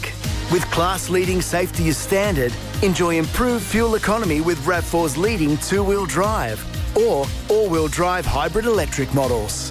RAV4 is in stock and ready to go. Come and experience the difference and take a test drive today at the new Jarvis Toyota Brighton Road, Somerton Park. It's game on at Hyundai with offers on new and demonstrator models. Visit your participating Hyundai dealer today. David Penberthy and Will Goodings, 5AA Breakfast. 22 to 9. We've got a few callers to get to. We will do that before 9 o'clock on a range of different issues. 8223 is the number. We've got that kitchen warehouse voucher that we'll give away very shortly as well. But if you're watching on Facebook and YouTube, you'll see the Police Commissioner Grant Stevens in the studio with us. Commissioner, good morning to you. Good morning, Will. Morning, David. There's a lot to get through, Commissioner. Thanks for coming in as always. And didn't bring your tambourine today. Yeah, it's not part of my essential kit. You got rid of it. But in all seriousness, we had the Commissioner, Natasha Stott, in earlier about the domestic violence inquiry that she's headed up. We know that this would have only landed on your desk yesterday. It's several hundred pages, a lot to wade through. But a lot of it will come into your area. I know that you have taken a big personal interest in this, and I know that through being friends with Aman Abrahimzadeh, and I know that you guys have been out and had a lot of coffees in the aftermath of his mum's death. It feels like a cyclical thing still, does it not, domestic violence? And how hard is it for you people at SAPOL to break that nexus? It's not just about SAPOL. We're a response agency, and we respond to people who are in crisis, and we need to do everything we can to prevent further harm from women and children who are experiencing family violence.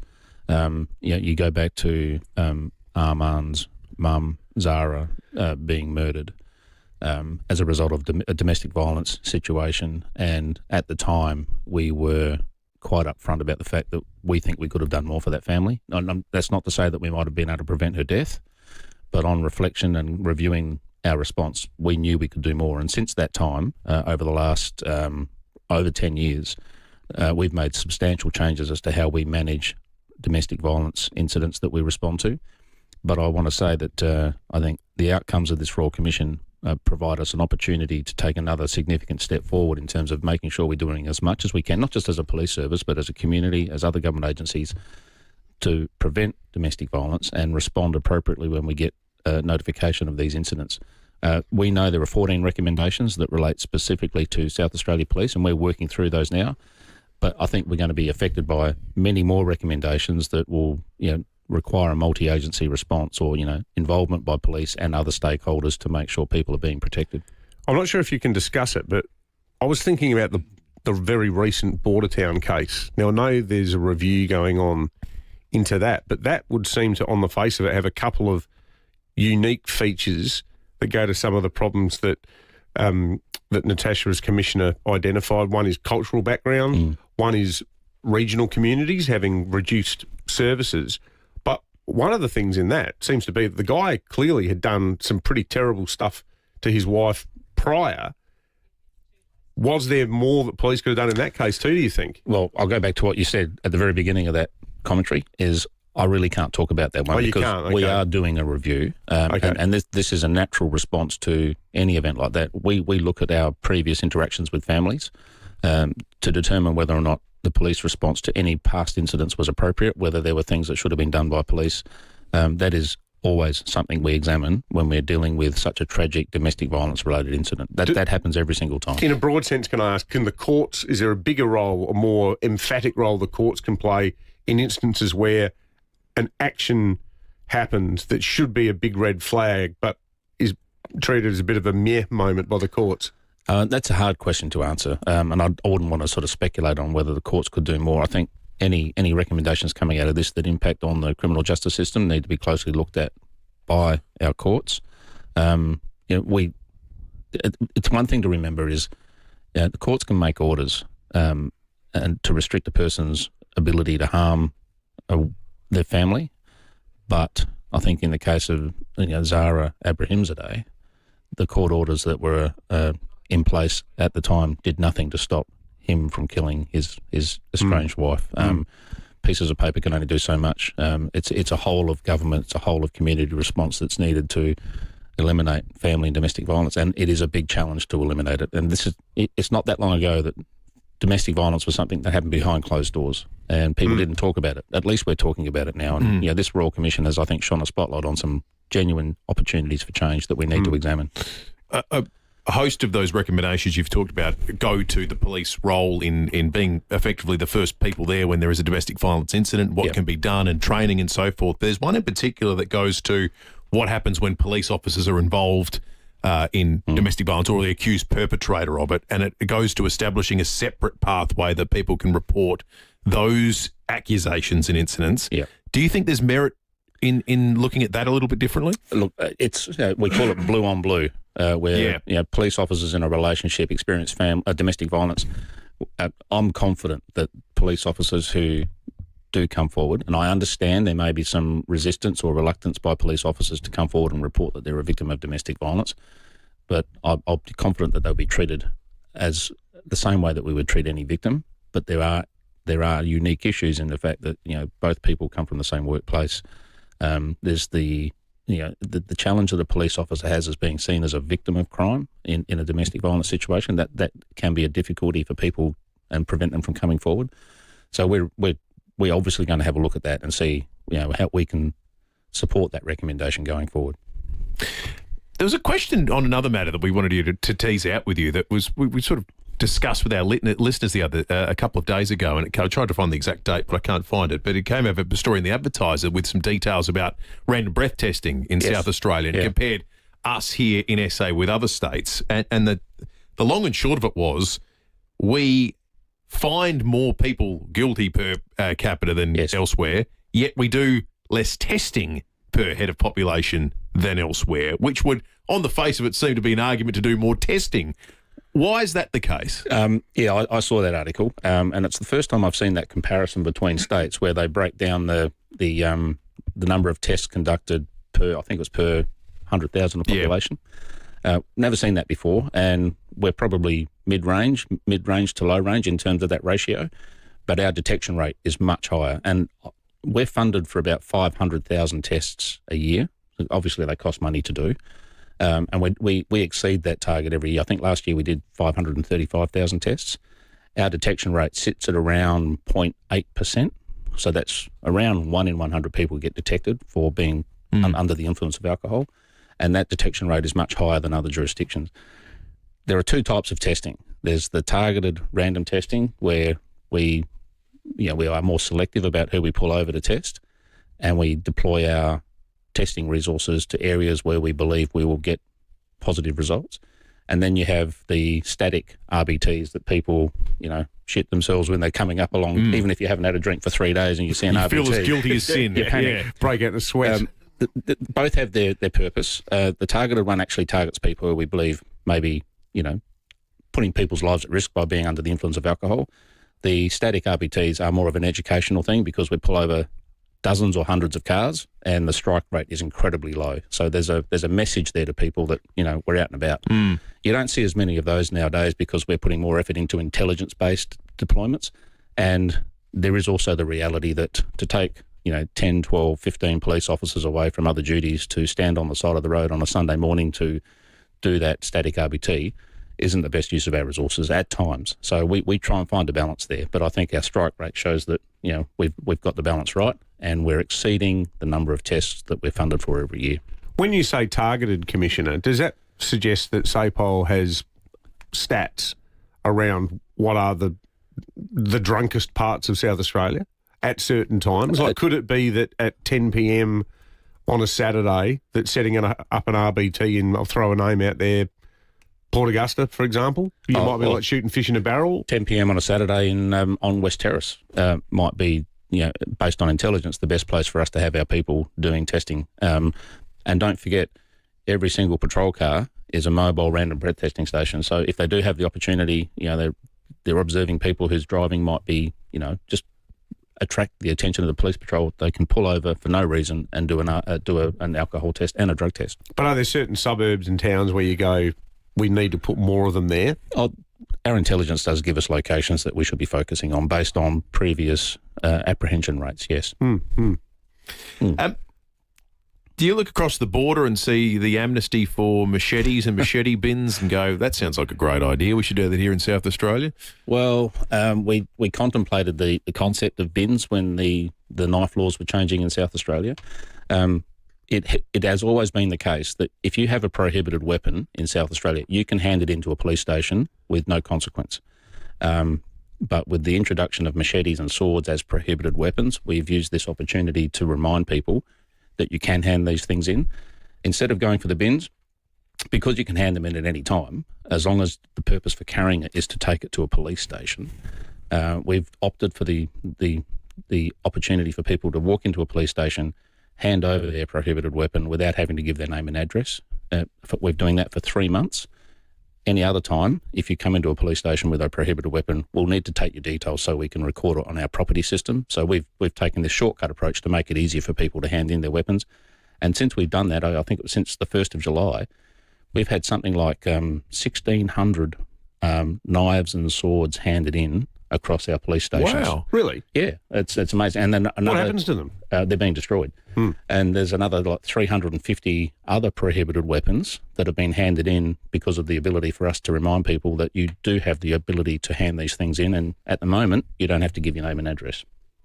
That's amazing. It's very interesting. So we've saved a lot of money on machete bins. That's for sure. Well, they tend to be pretty expensive. So I've heard, yeah. 325 grand each, I think. Yeah, I've got other things I'd rather spend that money on, trust me. That's extraordinary. So we've got a blacksmith out the back of HQ in Angus Street just melting them all down or something? We have contracts with major waste disposal companies, so they just go down with the rest of the stuff that we're destroying and they go into these great big furnaces. Amazing. Yeah, extraordinary. Now, speaking of extraordinary, Commissioner, you've been the emergency commander of the state. You've been the chief of police. We didn't know you were a poet as well, but I have my moments. You've written an ode to the Undie Drive. I was inspired by the terrible performance just the other week, and I thought it had to be recorded for posterity. Yeah. Would you indulge us perhaps with a few bars? Well, if you forgive my poor reading of this, this is something I penned just a few hours after embarrassing myself on the tambourine. You ready? Let's do it. We are. It's an Adelaide morning and the sun's risen high. An odd crowd at AA is ready to fly. For the Undie Drive cause, the call rang out loud, bringing together this musical crowd. Pemberthy warbles the first words with flair, those signature glasses stuck in his hair. I'm still standing, he starts belting out, with the SA Police Band adding their clout. There's our top cop, Grant Stevens, with his green tambourine. Despite having been badgered, he's part of the scene. Matt DeCroe's sax man is lending a hand, but this time he's not on the riverbank stand. Cornsey strums his guitar with impressive solos, really not bad for an old coach of the Crows, while Premier Malley strikes his cowbell in hand, his offbeat percussion covered up by the band. Rennie and Angie added their vocal sound, backing the melody, such harmony found. Their voices like angels cover up Pembo's drone. They should not have turned on that one microphone. Will Goodings stood by as the MC transcendent, ensuring the music was donation dependent. As dollars were raised, the warmth filled the air, community spirit shone bright everywhere. Each dollar a promise, each pledge from the heart. For the homeless and vulnerable, we all played our part. With laughter and music, our purpose defined. Despite the embarrassment, our goals were aligned. So here's to the moment, the laughter and cheer. For causes that matter, let's always be near. With the FIVEAA Brekkie team, we're all here to help, despite Pembo's high notes sounding more like a yelp. I'm Still Standing is now more than a song. It's a pledge to our city. Together we're strong. With David and friends, we'll continue the fight for the Undie Drive cause, helps our neighbours in plight. That is superb. I think you should have to write one every year. That should be the official close. The governor opens it, the poem closes it. There you go. I think that'd be closing great. Poem. Yeah. That was excellent. Yeah, I need to get a life, don't I? That was superb. We need to do the sort of poetry anthology that you release. I wish they'd turn my bloody microphone off too. A lot less stressful. I can release a book of my poem. I think collected poem of magnificent work. Commissioner, great to have you in. Pleasure, guys. Thanks. All right, let's check traffic. Enjoy your outdoor area all year round with an opening and closing roof designed, manufactured and installed locally by Louva House. At Torrens Park, Abuse Waterway, Belair Road near Blythewood Road. Pretty slow going through there. For Dun, delays clearing, which is good news. That's for an earlier car and truck crash on the freeway up track to Mount Barker Road. And Dry Creek, a breakdown on the north-south motorway just past the Wingfield interchange as you're heading outbound. Busy South Road, Edwardstown by the Camera, Midway Road, Elizabeth Park. Look for the RAA sign at over 400 independent RAA-approved repairers across SA. You know you can trust them because RAA do. Adelaide's most accurate traffic on 5AA.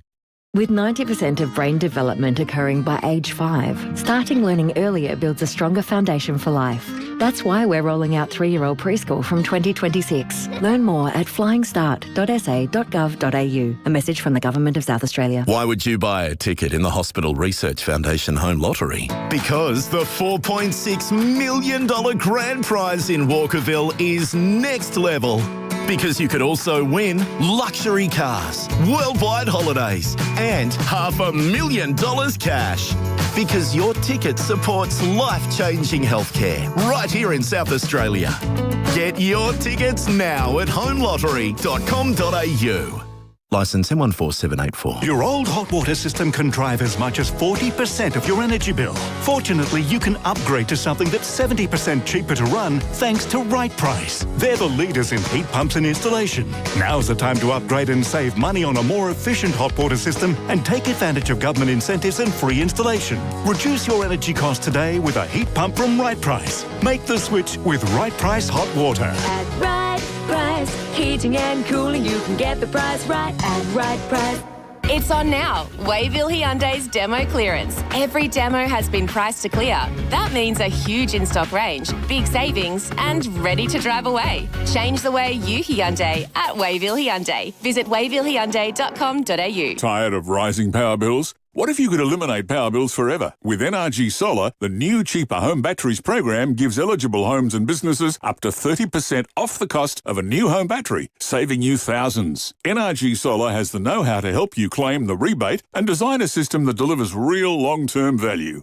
Own your energy, own your future. Call 1300 858 160, that's 1300 858 160, or visit nrgsolar.com.au now. There was this huge spider. Really silly place for a letterbox. Seriously, there were cows all over the road. At Premier Panel Services, we've heard it all. But the one thing we hear often is, when will my car be ready? In most cases, we can start work straight away, thanks to our state-of-the-art workshop and highly skilled team. Ask your insurance company for Premier Panel Services. With over 45 years' experience, we'll get you back on the road sooner. premierpanel.com.au. It's game on at Hyundai with offers on new and demonstrator models. Visit your participating Hyundai dealer today. David Penberthy and Will Goodings, 5AA Breakfast. 5 to 9. We're being told the Prime Minister is over on Kangaroo Island. We know he's in the state. Looking at the algal bloom, that would seem to be a tactical choice to get him away from potential protesters, I would imagine. Yeah. Unless Michael Pengelly chains himself to him. Every chance. He's a very what do we want? Passionate advocate for his community down there. That's right. Glues himself on the road in front of the motorcade. Well, good on him for coming. Good on him for being here. Well, and let's await the hopeful announcement that this is a natural disaster. Yep. Indeed. And if you can come on the show tomorrow to talk about that, that'd be terrific. All the better. All right, let's give away a $200 kitchen warehouse voucher, shall we? Great moments or big moments in Australian TV history. Sue in South Plimpton, you've got one for us. Hi. The goodbye, farewell episode of MASH. Oh, yeah. Doesn't matter how many times you watch it, it still is very sad. Is that still... does that still hold the record for the most watched episode of TV ever? Yeah, I think so. I think it might. Yeah. We'll check that. Liz in Prospect, good morning. Good morning, gentlemen. Yes, for me, it was when Guy Sebastian was announced Australian Idol against Shannon Knoll. Everyone was obsessed. That's all we talked about. People were even wearing badges, and it was just awesome to watch. It just took over Adelaide. You know what, Liz, you're right, how big that was at the time. When we went back recently to look through all the different AFL Grand Final entertainment, there was a period of about 4 years where it was just Australian Idol contestants. Yeah, it was huge. And I remember thinking when I went back and looked at that recently, because we were talking about Snoop Dogg, I've discounted how big those shows were at that time in Australia. They were just absolutely massive. That's a good one. Let's go to One Tree Hill. Ian, good morning. Good morning, gentlemen. My big moment, which is a huge moment, is when Wayne Carey, playing for the Adelaide Crows, played North Melbourne for the first time. Oh, yeah, that was a big moment, Ian. What was the Dennis committee on? This isn't a football match. This is the family court. How good was Dennis Cometti? So in the United States, 106 million people watched the final episode of MASH, February 23, 1983. It's the most watched single broadcast in American television history, beyond things like the Super Bowl. It's just... It's probably never going to be beaten given the fractured nature of TV viewing these days. Let's have a look at the fuel situation before we leave. It's better to be a member with RAA Road Service. The cheapest diesel is under $1.70 this morning, $1.67.5. The BPX Convenience Clemzig North East Road. The Shell OTR Mansfield Grand Junction Road's at $1.69.9. And let it's come down a bit too. The Mobile Hillcrest on North East Road, $1.53.5. That's a really good price. Otherwise, you're looking at $1.55.9, the Shell OTR Paraka Bridge Road, or the Ampol Edwardstown South Road, $1.59.3. Who wins the Kitchen Warehouse voucher? Let's give it to Sue from South Plympton. All right, Sue, get in. Make sure you go this weekend to the housewarming party, exclusive one-day offers, giveaways, and more this Saturday. Kitchen Warehouse, Paynham Road. That's all from us. Graham Gooding's taking over after 9 o'clock, and we'll catch you tomorrow from 6. Coming up next on 5AA, the stories that matter